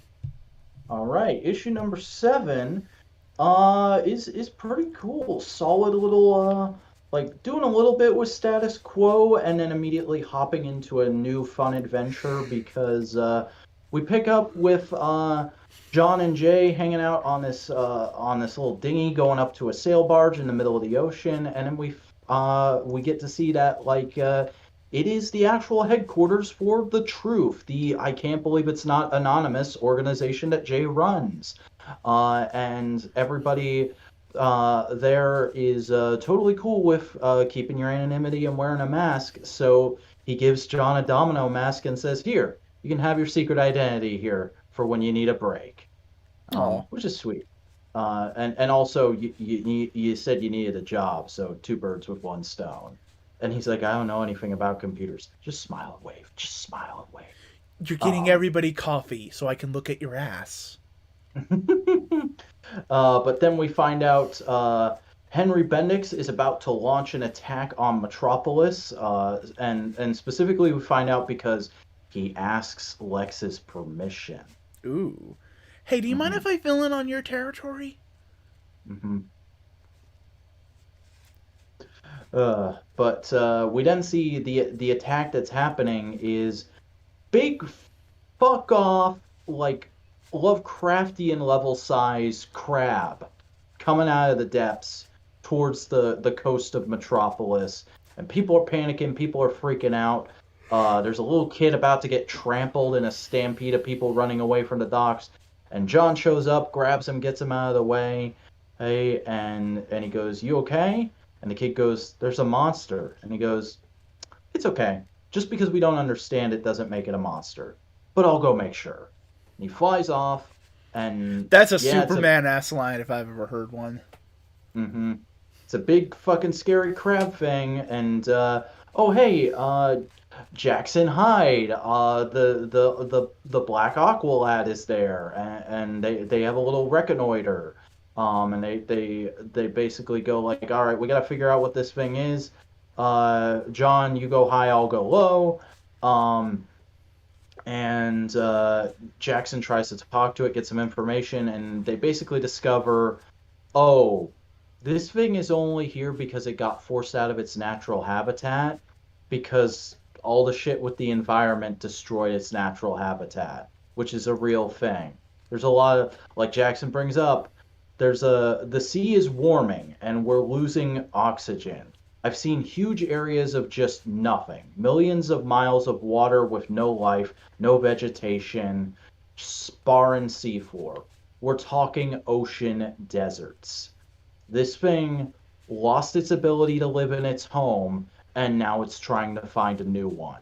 And right when they figure that out, and John's like, okay, we can fix this. We can find a safe place for it to live where it's not going to scare anybody. Fucking group of Henry Bendick's super people show up called the Gamora Corps, and they're like, "Don't worry, Superman, we'll handle this." And they just fucking start shooting at the thing, and he's like, "No, don't."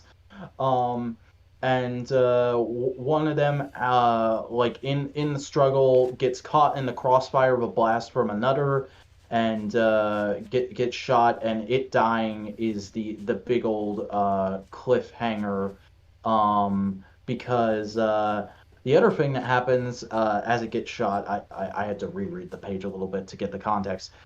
Gets shot, and then he freezes up, and we see that Bendix actually like hit the pause button on this guy, so that the crab would just walk into him and splatter him. Oof. So now the rest of the Gamora Corps has probable cause to kill the crab. Mm. And that's where we're left off at the end of this issue. Really, really solid, dramatic, social commentary stuff. I'm still digging this book. However, I can't stand to look at Twitter when people are talking about it. I mean, fair enough. Eternals. Hey, what's going on with your boy Thanos? The boy Thanos decided to be fucking Thanos. Good for him. Always be yourself, unless you can be Batman. No, you be Thanos. Cause, somebody should make that version of the meme. It's a picture of him, and he goes, "Always be yourself, unless you can be Batman. Then be Thanos." So basically, the Eternals are living in the Deviant City, trying to figure out a way to solve everybody's problem, because they realize we don't want to die so we can protect humans. We want to help the Deviants as much as possible, and like they're trying to figure it out. It's tense, but it's like everybody's trying to come to an understanding. Like the Deviants are a little wary, but it's like I understand. Like they go like, yeah, you've been through some shit. We understand it's not perfect. You're cool. You're not cool, but like we're figuring it out. Mm-hmm. And then Thanos shows up and goes like, "Hey, bitches! I want the guy who fucked with me, so we can unfuck me. Can we unfuck me?" God, I would love it if that was the actual voice they used for Thanos and things. Hi, I'm Thanos. You're gonna die now. Jeff, will you please fuck me? No, go away. What if I put on these cat ears, Death? Am I kawaii enough for you now? No, you're fucking weird. Leave me alone, you simp. Hey, I wear that with a badge of honor. It's for you. Do you realize how many bits I gave to you on Twitch? I never asked for simps. I just asked you to kill some people to set the balance right. So, he's invading the city, and all the Eternals go like, all right, we're protecting everybody. We're just going to try and save the day. Mm-hmm. Okay, so they're all going at it, all that kind of stuff. As Festos goes like, he's after me, we need to figure this out and do all this kind of stuff. Blah, blah, blah, blah, blah. And so it's pretty much just a battle scene the whole time, except for Thena and her boyfriend. Uh-oh. Because her boyfriend's going full deviant, which is basically ended her life to turn into a full-on monster. And he's sequestered away in his studio, and Thena goes like, "Hey, honey, we gotta get the fuck out of here. Things are happening. People are dying." And he goes like, "Yeah, no, I know." And he shows like he's already going out of control, and he's going like, "Please leave. You're an Eternal. The minute I'm full monster, you're going to be compelled to kill me, and I don't want your heart to go through that. You're too kind. Don't do this to yourself." And she goes like, "No, I'm stronger than that. I can beat it. I can beat this. As she holds him in his arms, as he starts to fully go monster, as he loses consciousness and just becomes a feral creature. As her eyes start to glow, and she kills him. Under her, with her way of saying it was basically, I'd much rather I take care of him than someone else. It was basically, I loved him too much to not give him that dignity. Legit. As they're trying to reconvene after what happened with Thanos because he got whatever he wanted, blah blah blah, dealing with that kind of stuff. So they're trying to figure out what they can do next. I'm trying to remember exactly what they did. So let me pull up the comic so I can actually tell you, because I'll just basically kind of come out and what they're doing. They're going to go up against the Avengers. Because they have a deeper connection with the Celestials right now due to living inside of one for their headquarters. Yeah. Basically, Thanos is wreaking havoc, doing all the stuff, and he like, here's the thing: Thanos is not going to any of the deviants and saying like, "Hey, he's not trying to kill deviants. He's just trying to get what he wants." Oh yeah, that whole thing with Thena and his and her boyfriend. Thanos is the one who kind of like jumpstarts the deviation because he's going in and goes like, "Hey, can you give me like information? I just need information." All this kind of stuff. And Thena pops in and they have like this whole big argument, and he starts to deviate, and the guy goes like, "Hey." No, Thanos realizes, "Oh, you're turning into a monster. If I kill you now, that would be a mercy, and I will not suffer the slander that I am merciful." Of saying slander is somehow hilarious to me. And then all this stuff happens, blah blah blah. I have to stop this, but he is also a deviant.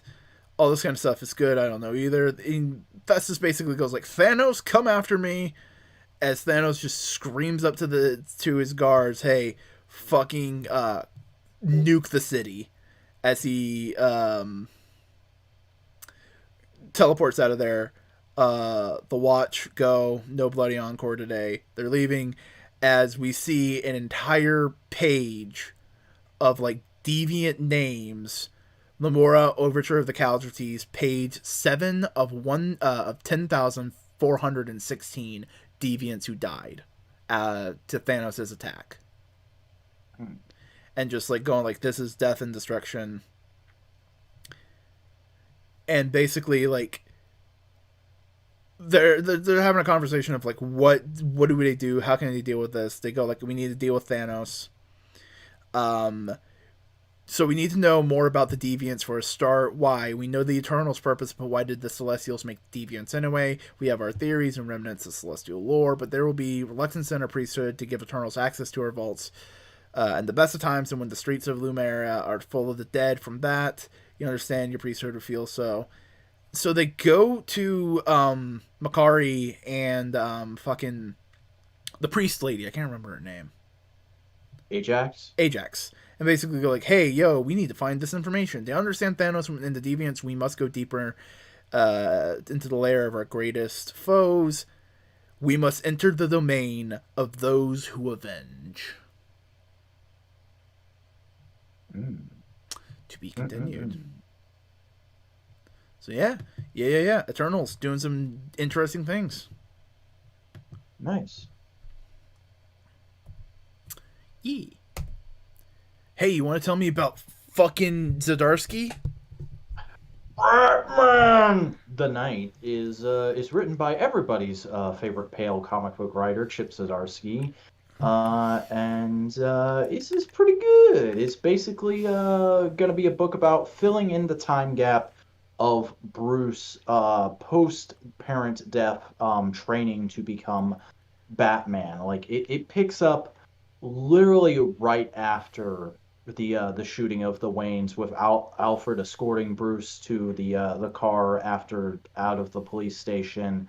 And then the framing device for the issue is a a young, like late teens, maybe 20 years old Bruce Wayne having a therapy session with Hugo Strange and going over his troubled childhood in the school system, because we see him as a boy getting into fights with other boys who are making fun of him for being an orphan, and we also learn that like his reason for fighting is that like the guy he punched just tends to pick on kids at the school in general and be the school bully, and Bruce ends up spending the entire school year making this kid's life a living hell so that he'll transfer out of the school. But of course, when the actual initial fight happens, Alfred finds out about it and is like, yeah, so you've got an attitude problem, and like I get it. Your parents died. It's very sad, and I'm sure you're really broken up about it, but you're not honoring them. You need to honor them better. So here's what I've done. I've taken all the books out of your parents' library, and now you and I are going to start a book club and fill it back up. Because you're learning with your fists, and your parents learned with their minds. We have to course correct here. And then we cut to like 2 months later, and Bruce is reading books on criminology and how to do karate. And he's like, "You're right, Alfred.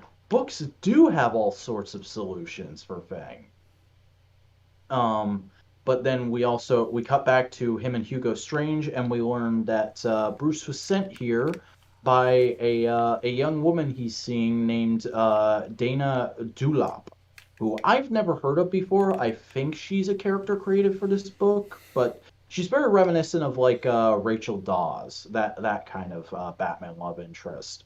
And that her family's wealth has been mysteriously diminishing recently, and nobody can quite figure out why.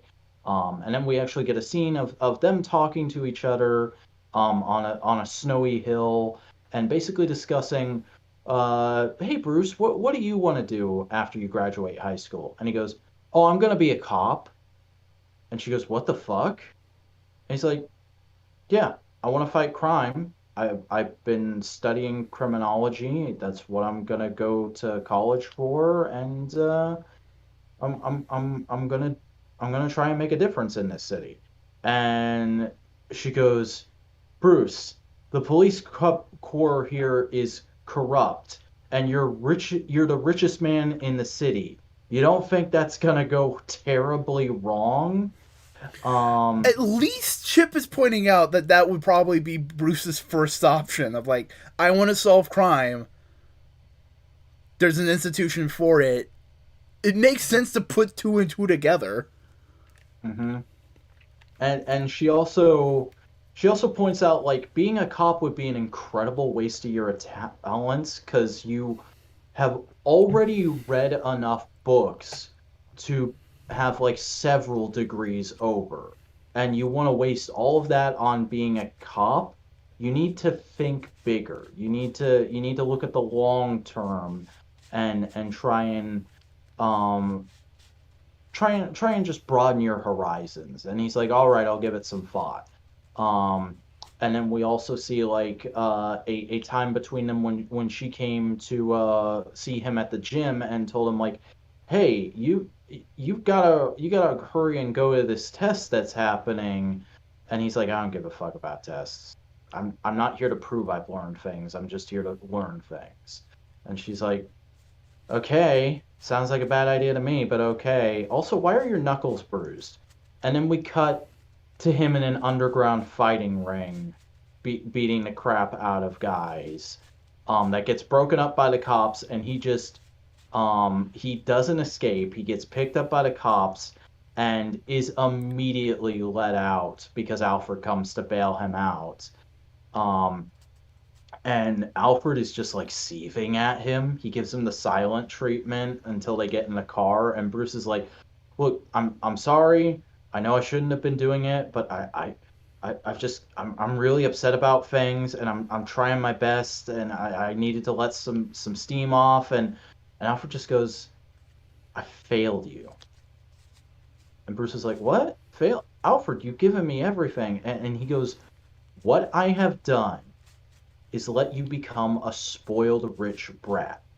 I love you, son. I do. But fighting in some underground gambling ring, to what end? To become a hard mat to stifle war when to simulate war when others who have fought in them so that you wouldn't have to? The men you were fighting, why were they there? Because it's all they have. A chance to make rent money provided their hospital expenses don't cancel out their winnings. Scarred men with nothing doing things most people wouldn't imagine. Like the man who shot your parents for $150 and scattered pearls.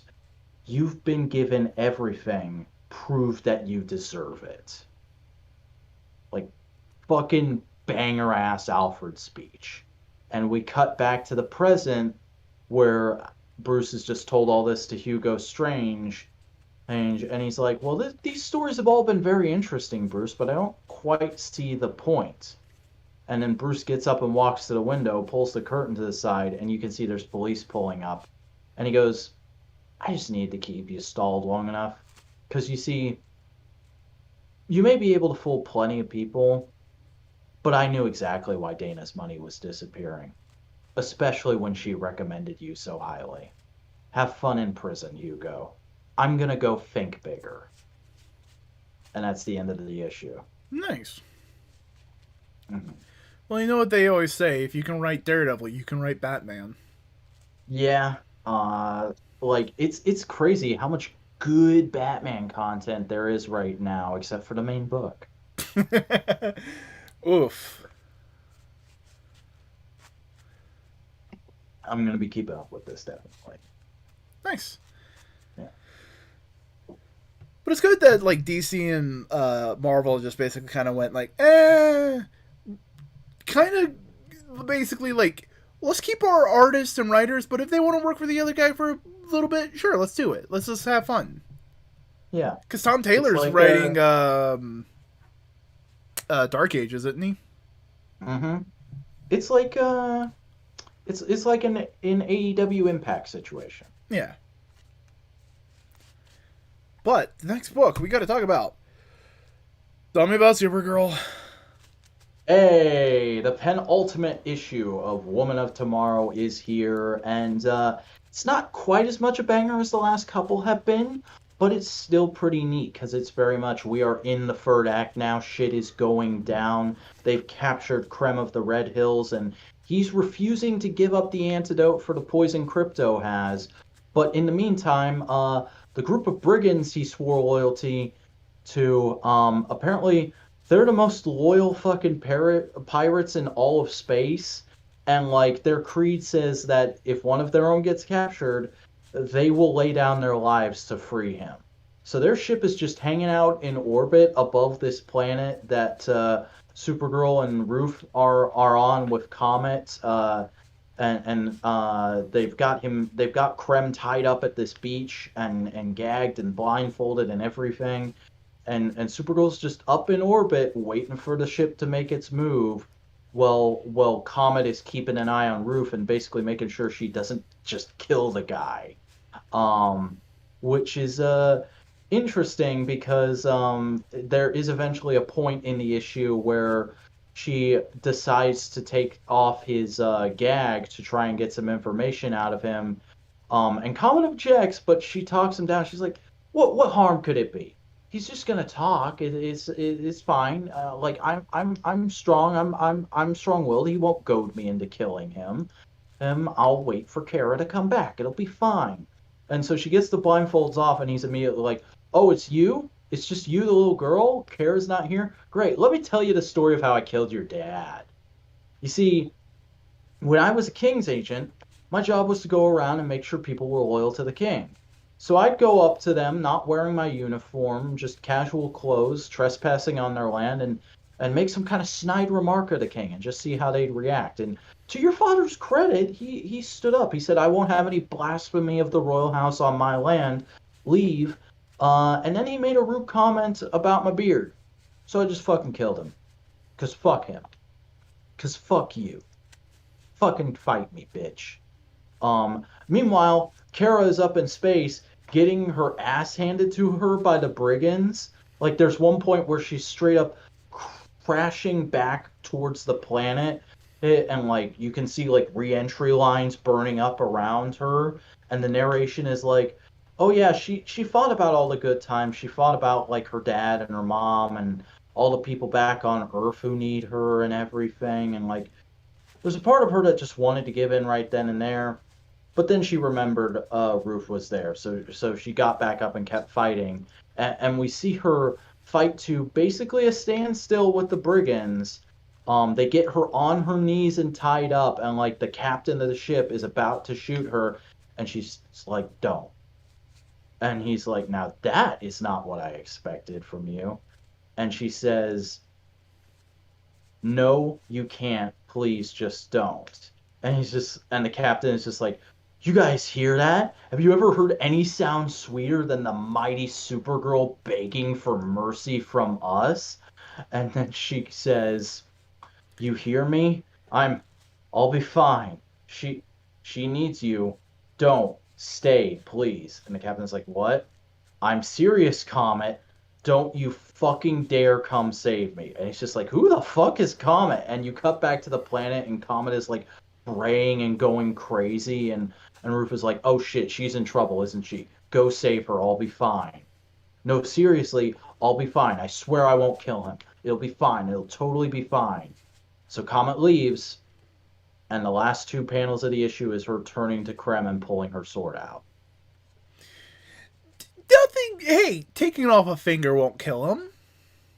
Yeah, I'm just gonna stab him in the stomach. He'll still be alive for a few hours. He'll still have time to tell us what Crypto's antidote is. You don't need a pinky toe to walk.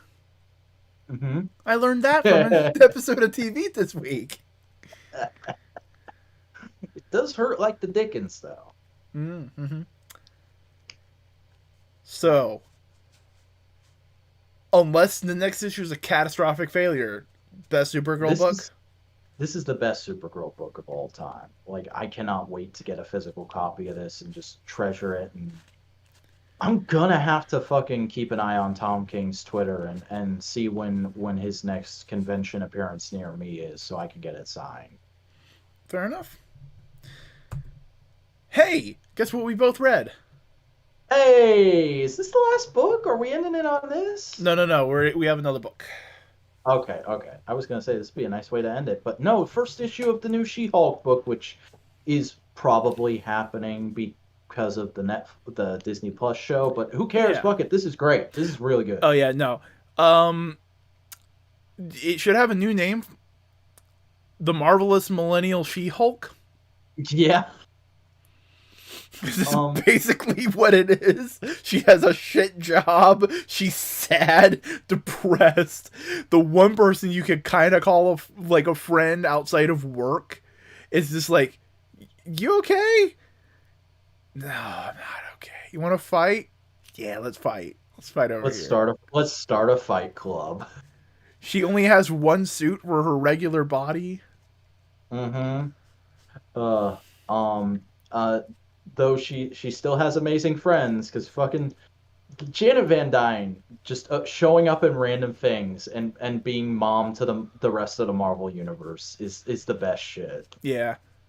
Just basically, like, I have this apartment, just fucking sleep here. Mm-hmm. Your closet's still here. Yeah.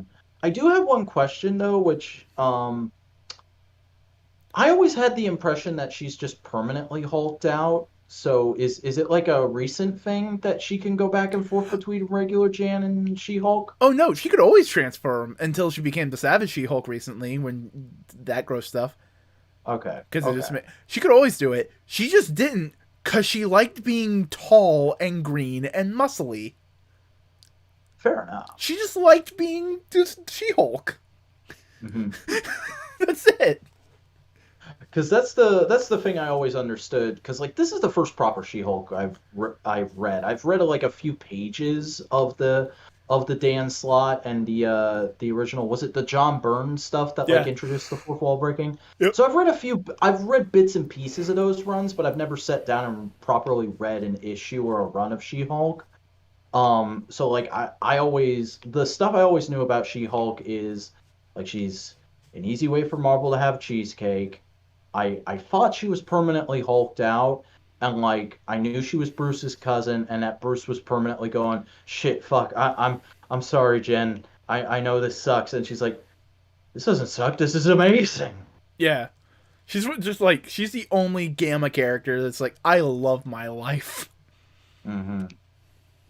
And apparently she has a connection to Jack of Hearts, a character I only barely know existed before this. Yeah, Jack of Hearts shows up, and it's just like, oh, I thought that was gonna be a bigger thing, and nope, he just shows up.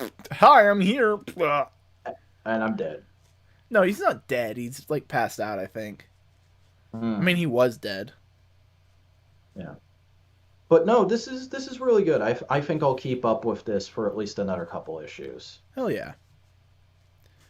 Also, I've never heard of this writer before. This and the woman who wrote She-Hulk. I'd never heard of them before. Really good first outings, in my opinion. That's good. All right, boo. This is the last book. It's still a Hulk book. Donny Cates' Starship Hulk. Oh, good lord. So we're in another dimension. Now we're not in 616. As you do. Because Starship Hulk was transferring dimensions. So he's talking to a different version of Bruce Banner, as Bruce Banner basically retails his origin story. That in his world, the Gamma Bomb went off without a hitch. The testing went off without a hitch. But it was so successful that it was used to basically nuke the rest of the world and leave America the only superpower. Ooh. Not great. So Banner decided, but here's the thing, it didn't kill everybody, because every once in a while, someone would turn into a Hulk, which is not optimal. So what they did was they built a dimensional portal to just shove all the monsters into to not deal with them. But now Banner, feeling guilty, is trying to take them out so he can work on them and see what he can do to help them. And that's how he pulled in this Hulk. And then the alternate version of the Banner basically goes like, oh yeah, no, my boss, my dad. Your dad? Yeah, my father-in-law, Thunderbolt Ross. Okay. The President of the United States of America. Yeah, you know what? For that dimension, that tracks. I can understand people not liking this Hulk book, but I am absolutely in love with how batshit insane it is. Yeah, it's it really strikes me as like Hulk no fucks given. It's no fucks. It's just wild, dumb shit. I have a feeling like it may not get the love and respect it right now, but eventually it'll be treated the same way as Professor Hulk one day. Mm-hmm. You know? Yeah. I'm present in the conversation. I'm just also posing the Spider-Man figure again. Yeah, no, I figure. You're good. We're good. We're glad. We're doing stuff. We're making shit. Doing podcasts. There you go. He's showing off his symbiote gains. Nice. But you know what? You know what needs to be done? You know what needs to be said? You know what we need to do? I don't really. I dropped an accessory. I'm gonna have to pick that up later. How dare you? How dare you do that? It happens, you know. So you want to know what you need to do? You need to tell people where they can find you. Oh, yeah, that. Hey, I'm the Vacuuminator, and as you may have guessed, I like action figures way too much, but I also like tokusatsu a good bit. And I make videos about that. You should go watch those at youtube.com/thevacuuminator. I'm also on Twitter, tweeting about anything and everything I want to talk about during the week at the Vacuuminator, and I'm on Instagram posting photos of action figures and my dogs at the _Vacuuminator. Nice to. Hey, howdy. I'm Chris A. Boingo Writer. Gaston, you want to see me do stuff? Hey, I stream on Twitch Monday, Tuesday, Wednesday, and Friday. You can follow me there on twitch.tv/Boingo Writer. But beep beep. I also have a Twitter, an Instagram, and a TikTok. It's at Boingo_Writer. And hey, you want to see some YouTube videos? Go onto YouTube, type in the search bar, Boingo Writer, you'll find me. It's pretty easy. Look for those bars. You'll see me easy enough. And this has been a product of Modular Media. Hey, Vac, do you want a couple dudes making a bunch of podcasts? Well, it's a lot of dudes at this point. We got you, we got me, we got Buster, we got Snowcone sometimes. Yeah. We're maybe more in the future. Who knows? Yeah. Maybe more in the future. Maybe some guests. Hint, hint. Nudge, nudge. But hey, if you want podcasts, we make fucking podcasts. So you can always subscribe to the YouTube channel, get all the podcasts here. Also, a variety of other podcasting platforms are included in that deal. But we have this podcast, no price. You just listen to it. Hell yeah, you did. We also have MMWP, where we talk about professional wrestling in the week, so we don't infect the other shows. Yes. We have Components, where we just bullshit, talk whatever we want. It's more of a freeform podcast, that one. Then we have Twit. You want to tell the folks about Twit? This week in Tokusatsu, myself and Buster Corp talk about anything and everything that happened in the last week from the world of live-action Japanese special effects. Nice too. You know what we also have? What? I think that's all the podcasts that are currently active, because No More Games is kind of like in a hiatus state right now. Buster's got to figure out their own shit before they figure out that podcast, but hopefully soon it'll be back. Yeah. It's just a big situation, you know, that kind of thing. But in the meantime, we already said Twitter? we got the Twitter, we got the Modular Media Twitter account. What is it? Modular @ mod what? At the Modular Media. And there's also the subreddit r/Modular Media, where you can keep track of things and post memes, maybe. Hell's bells, but ultimately, I think that's kind of it. Unless you have anything else you want to say. Fucking... We're not even a full month into the year, and I think I already have my figure of the year. Enough said.